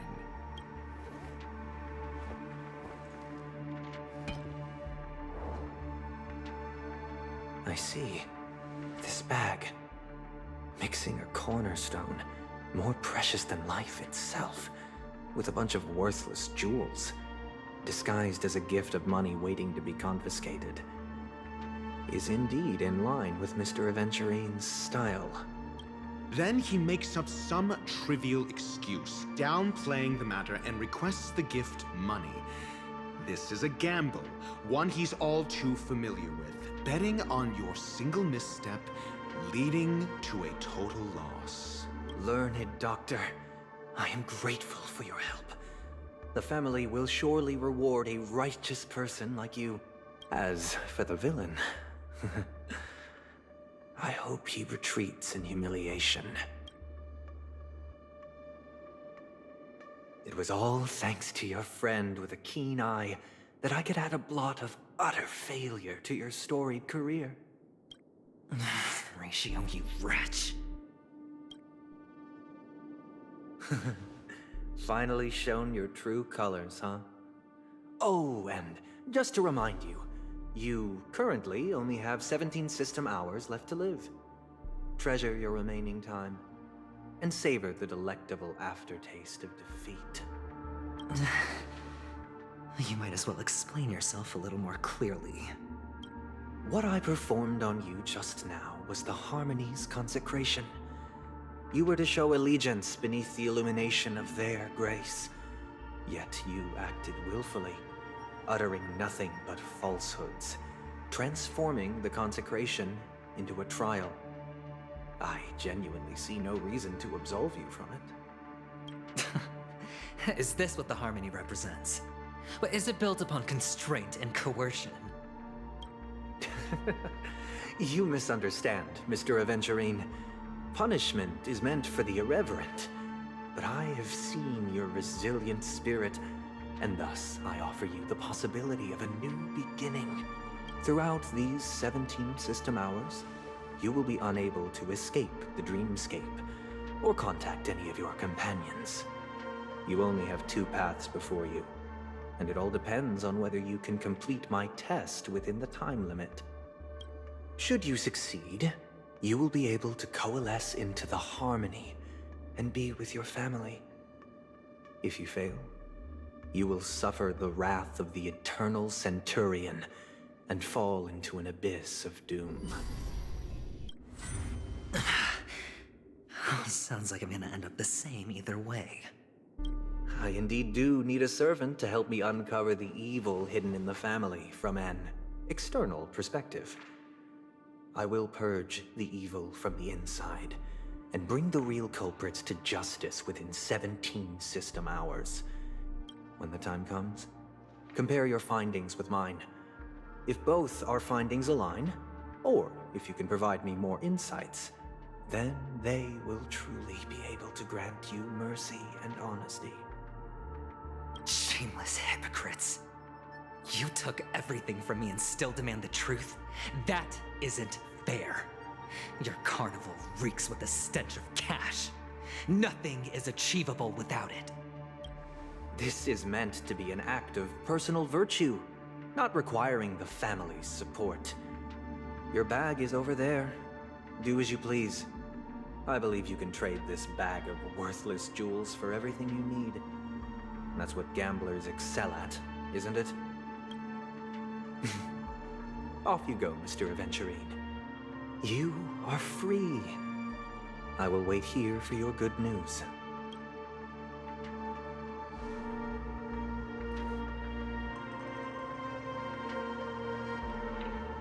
This meeting isn't an interrogation or a negotiation. It's an outright execution. Why would I do that, Mr. Aventurine? I'm just wondering what a passerby who stumbled upon a scene of a murder could have found out. That's all. By the way, before you go, I have a personal question. What is it now? Do you truly wish to bring about the destruction of this world?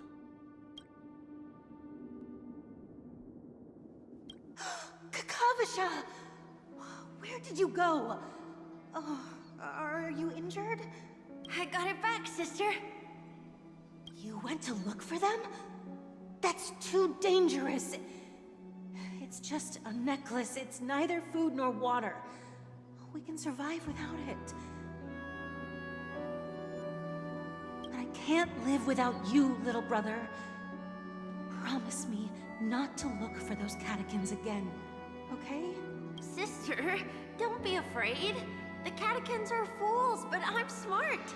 I played a game with them, and I won. Won? What happened exactly? Tell me. I made a bet with them. The two birds in the desert and me.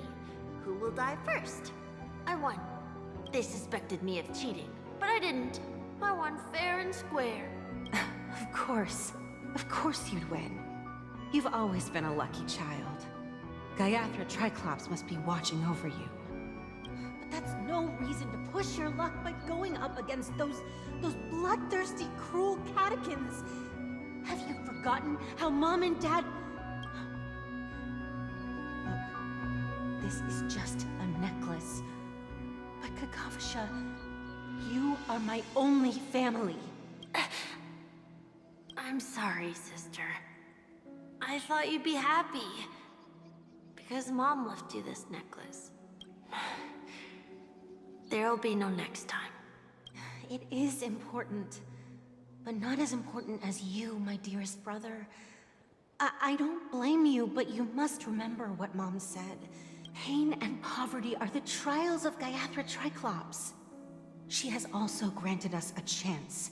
And that's your good luck, Kakavasha. Your good luck is the most precious wealth we, all Avgin, have. You're a child blessed by Gaiathra Triclops and can lead the clan to happiness. So always remember to protect yourself and never resent the pain and poverty you're going through. All right?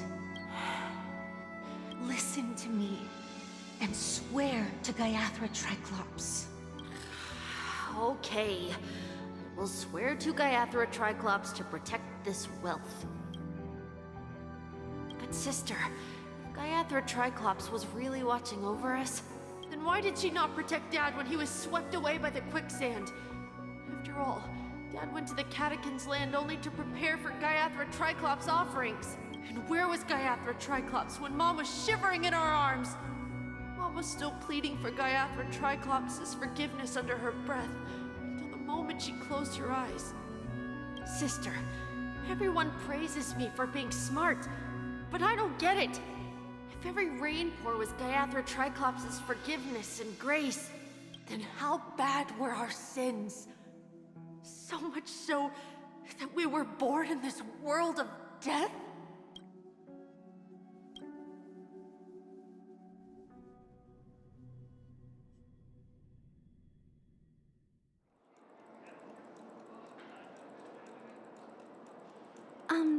Excuse me. I can't seem to find any information on this artist in the Iris family archives. The photo you provided also doesn't show any matches. Just as I thought. I'd like to ask, what kind of traces do people leave when they enter a dream? Are you referring to the records when you enter the dream pool? The equipment will monitor physiological indicators such as heart rate, blood oxygen levels, and body temperature in real time. This data will be included in statistics and handed over to the family for the screening of any data anomalies. Immediate action will be taken once any illegal behavior is detected.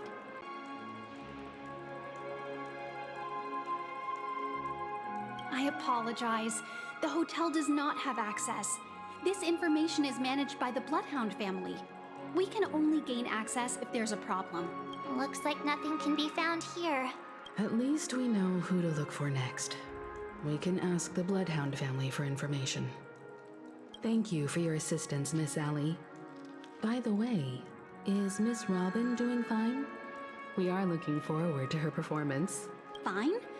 What does that mean? Is there something wrong with Miss Robin? The preparations for the Charmony Festival have been proceeding smoothly, so I guess things are pretty good. I believe she will be able to put on a spectacular show for all of you.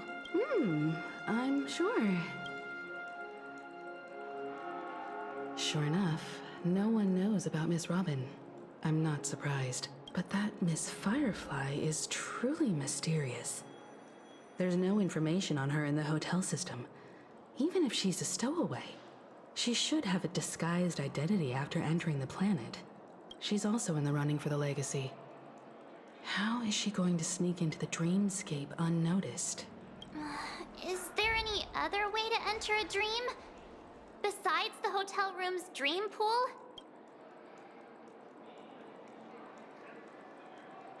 The Memo Keepers have abilities that are difficult for normal people to comprehend.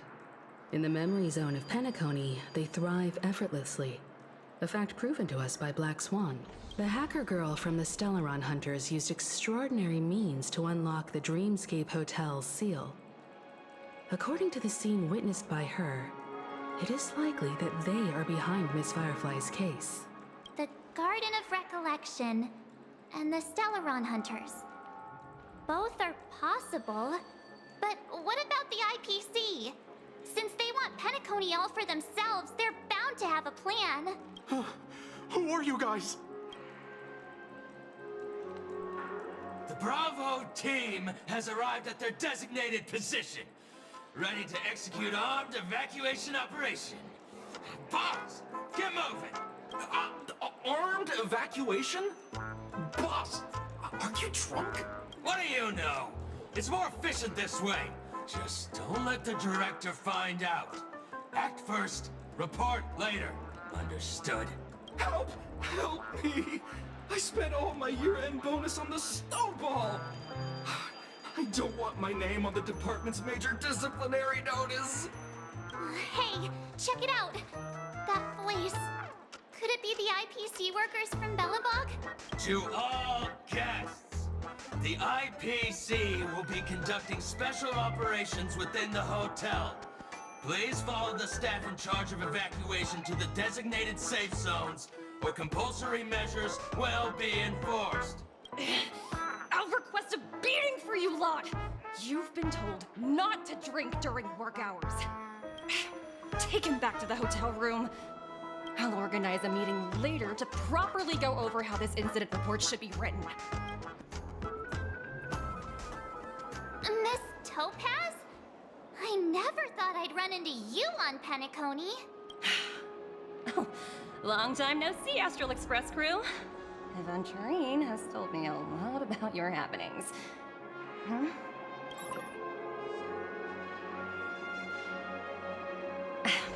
It's fine. Do as they ask, and try to avoid any conflicts with the family. Report to me before taking any action. Yes, all right. As you see, the IPC isn't very popular here on Penacony.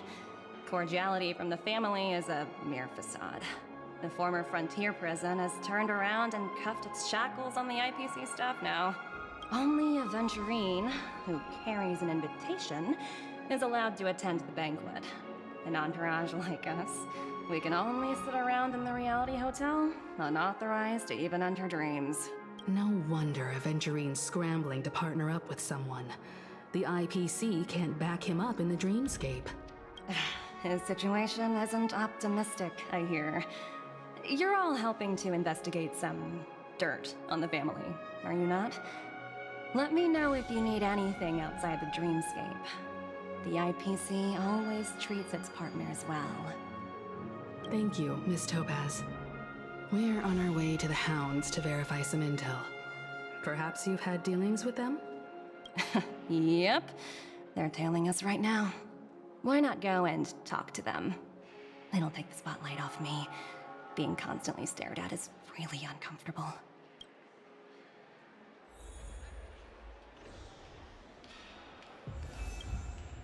How does it feel to be in business with Aventurine?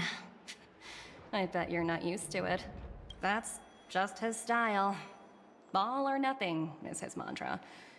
He's always cozying up to his clients while egging them on to undertake some dangerous assignment with him.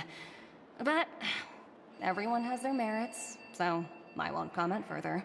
But Aventurine's luck has always been good. He's always closed all his cases without a hitch, and basically never lost a gamble. Which is why, on the issue of retaking Penacony, I'm watching with keen interest.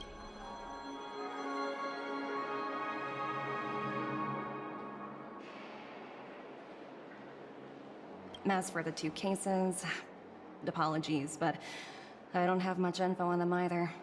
All I can do is ask you to keep digging for more details.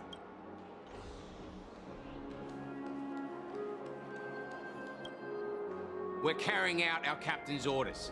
What do you want? We made a mistake last time, and we're working hard to rectify it now.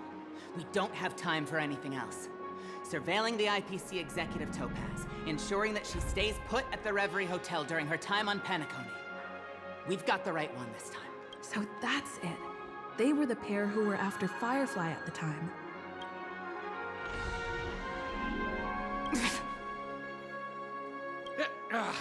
It's you again. Back for more trouble? We're not afraid of you this time. Well, spit it out. Stop bothering us if you've nothing important. So you know each other. Why do you keep running into people you've beaten up before?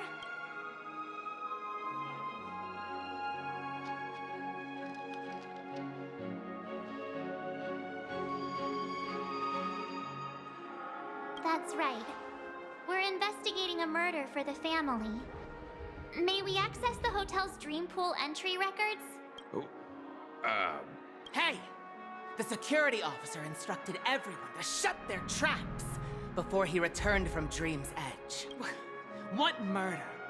You'd better stop spouting nonsense. Yeah, that's right. We have nothing to report. Please leave. Looks like they're not going to cooperate. But they did at least tell us that the captain is at Dream's Edge.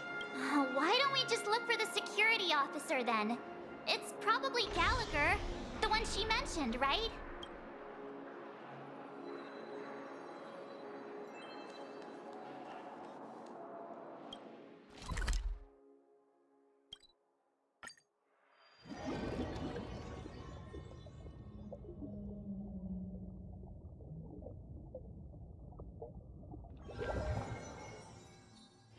Such tight security.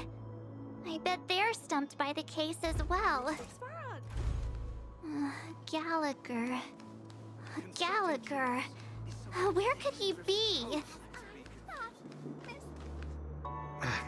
Apologies. The Bloodhound family is running an investigation up ahead. No unauthorized personnel allowed.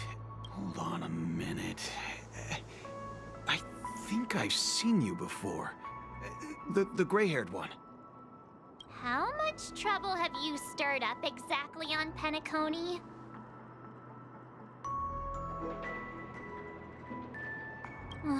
You think you look alike? Wait, are you for real? Not possible. It was you the last time, yelling about some clockwork friendship while beating me up with that silver-haired girl. I'm not letting you get by this time. Please leave, or I'll have to get on my knees and beg you. Huh? What kind of heinous crime have you committed now? Hold on, sir. We have documents authorized by the family that would aid your investigation. If it wouldn't trouble you, could we see this Mr. Gallagher? Who exactly is this Gallagher you keep talking about? There's been a few people mentioning this name. Even the one with the gray hair. He didn't send you all here? It was the security officer who dispatched us. That's all I can divulge. He'll do. He's the one we've been looking for. Sorry, no can do. The boss said that since it's a matter of the family's reputation, no one's allowed through. Everyone, please leave. There's really no need for us to make things difficult for each other, right? We're really sorry for troubling you.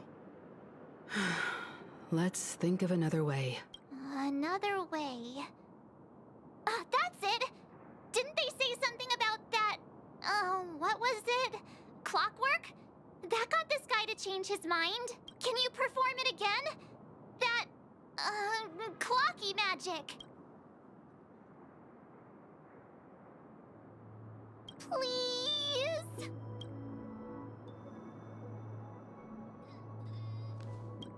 Sorry, no can do. The boss said that's everyone, please leave. There.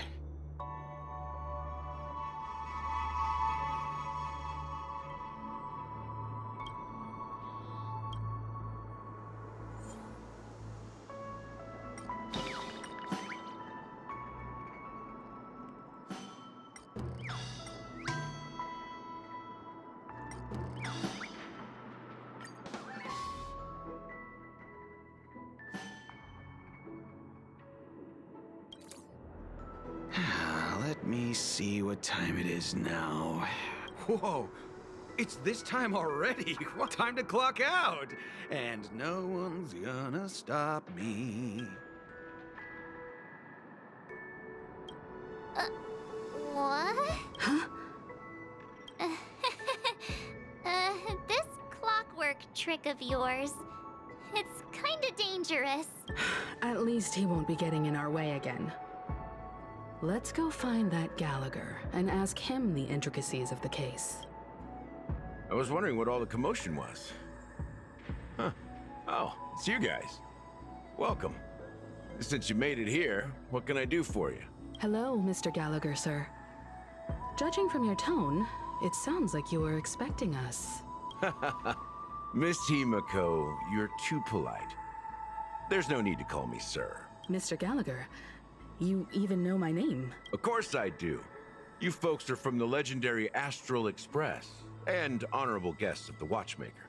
I had an encounter with this lady in the Golden Hour. I remember that little silver-haired girl was there too. I'm sorry for what happened to that kid. This is also the reason why we've come to visit you, Mr. Gallagher. The Express can't just overlook the death of that child. So we've decided to help the family get to the bottom of it, in the hopes of getting justice for her. The Nameless involved with the family. What an unpredictable twist of fate. Why? What's wrong with the family? It's nothing.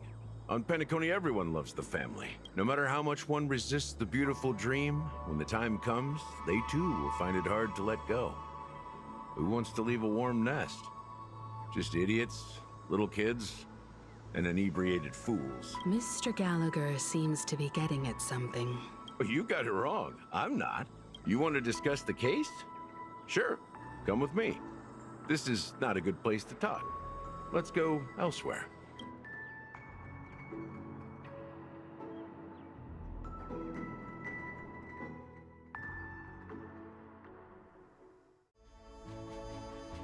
Even after that chilling tragedy, this dream is still running effortlessly.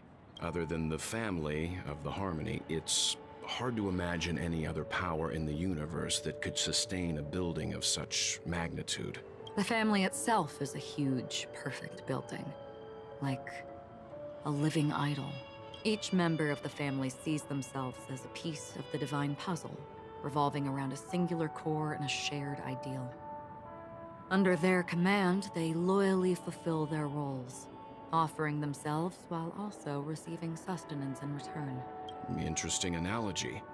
Perhaps that's why Penacony's beautiful dream has persisted for so long. But the human body has its limits, and so does the divine's. That doesn't sound like the kind of comment a Galaxy Ranger would make. Just pointing out the facts. Mr. Yang will definitely have a better sense of what's going on than I do. Why do you say that, Miss Acheron? The beautiful dream is crumbling. But not because of a particular eon, a particular faction, or a particular visitor. Its collapse stems from a certain inevitability of human nature. The family refuses to acknowledge this, and it has ultimately backfired and become a catalyst. As people immerse their souls in the dreamscape, where consequences and pain cease to exist, and only ease and pleasure prevail, they draw closer and closer to necrosis. Regardless of the perceived bliss, death looms as the inevitable conclusion. Also, this necrosis will diffuse and spread. One piece of the puzzle's mutation will eventually cause the entire building to shake, break, and crumble. In the end, the dreams that people built in the name of freedom became the cage that imprisoned them. I'm sure you've gained a lot from this trip, Miss Acheron. Are you willing to share your findings with me? Of course. That's if I remember.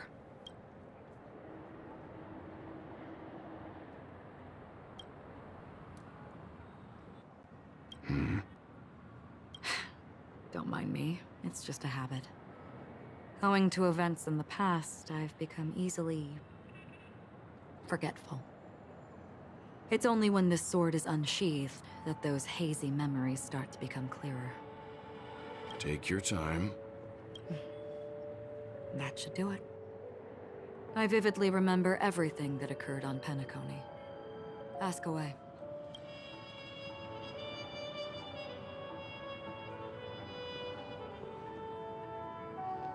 Gilded Hour. It's said to be Penacony's currency center. Yes. It is a fortress-like financial city, the economic heart of the dreamscape.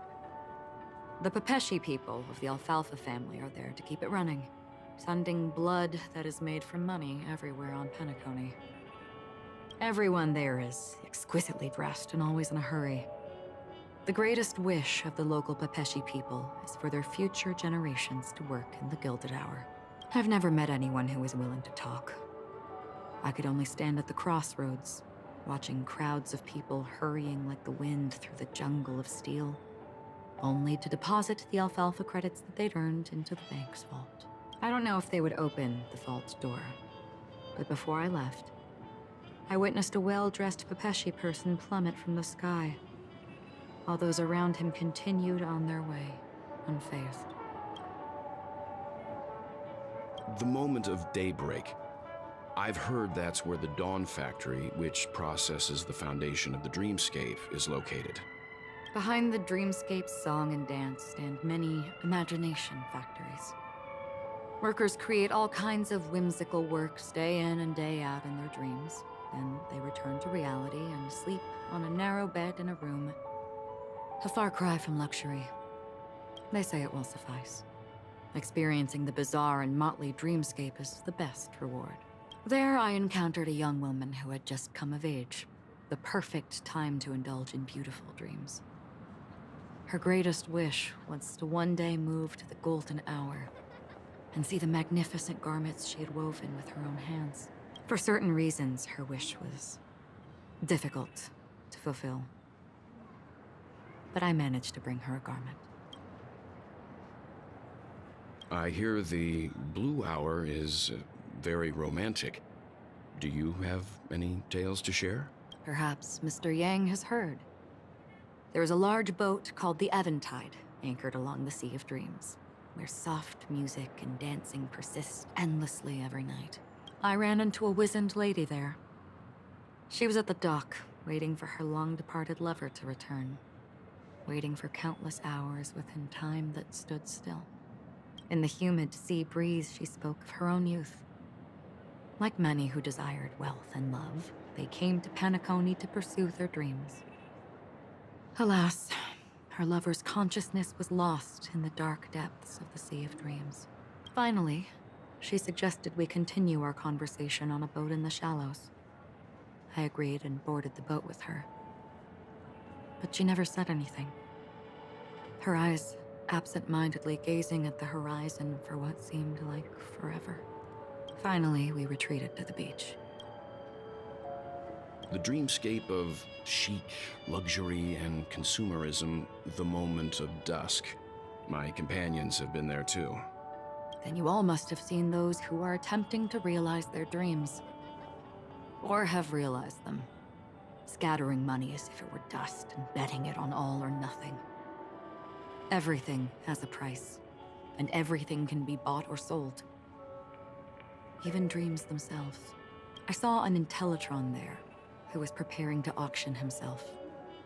When someone wins a bid under stipulated periods and rules, he would do the buyer's every bidding, becoming that person's very possession. That Intellitron had been auctioned off 12 times, and I participated in his 13th. That was the grandest banquet I had ever attended.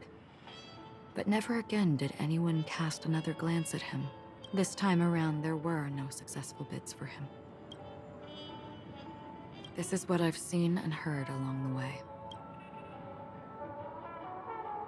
Someone once said to me, Penacony wasn't like this a long time ago. Nor should it be. I've traveled through the reality and dreamscape of the planet of festivities. Watched the tides of night rise and fall when time stopped for people. Where the spirits of the rich and impoverished remain forever fixed on their own scales.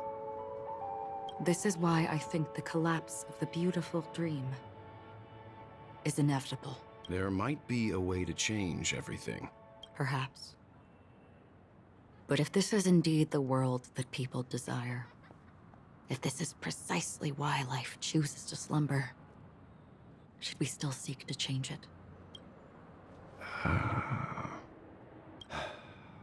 Miss Acheron, now it's my turn to share a story with you.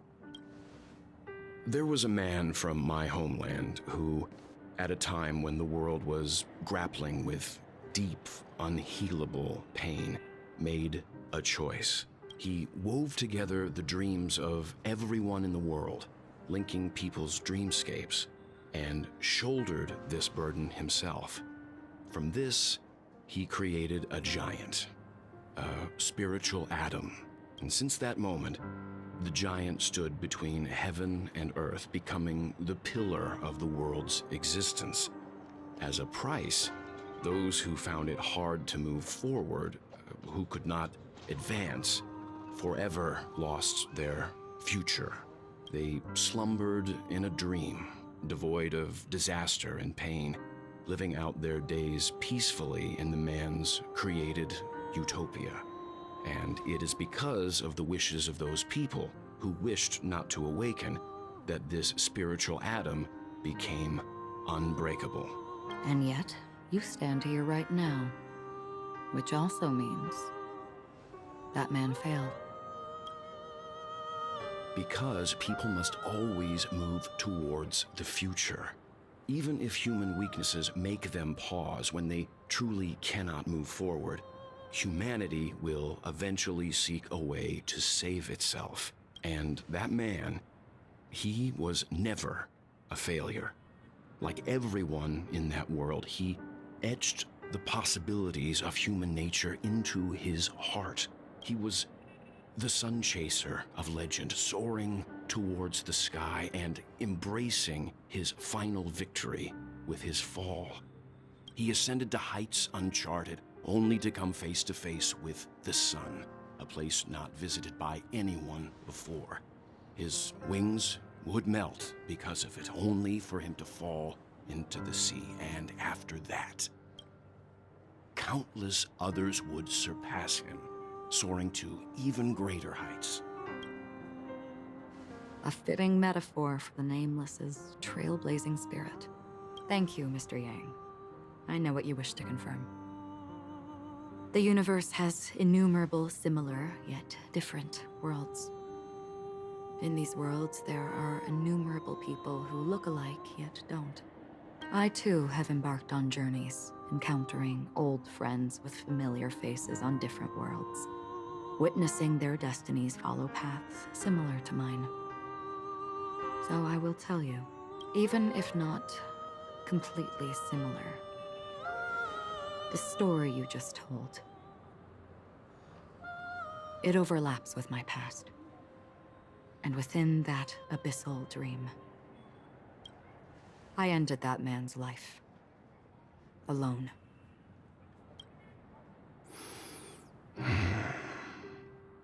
I am not who you think I am. Nor will my home be as fortunate as your world. I am sorry. It's fine. I don't mind, so long as I can alleviate your suspicions. There's something I still wish to know, Miss Acheron. Under that representation of the hunt, exactly what sort of power is it that has motivated your solitary journey thus far? Mr. Yang, before answering that question, I wish to continue the previous topic. I like your analogy very much. Indeed, birds are born to fly. But in a distant past, their ancestors could only gaze at the sky in envy. They saw that faraway ray of light from above the heavens, piercing through the clouds and blanketing the earth. And so, time and time again, generation after generation, the birds spread their wings and took to the sky, attempting to touch its ceiling, all because the sun was there. Then, what if the last bird finally soars into the sky, only to realize that the end of the light is not the sun, but darkness? Then why, exactly, do we even walk towards the light?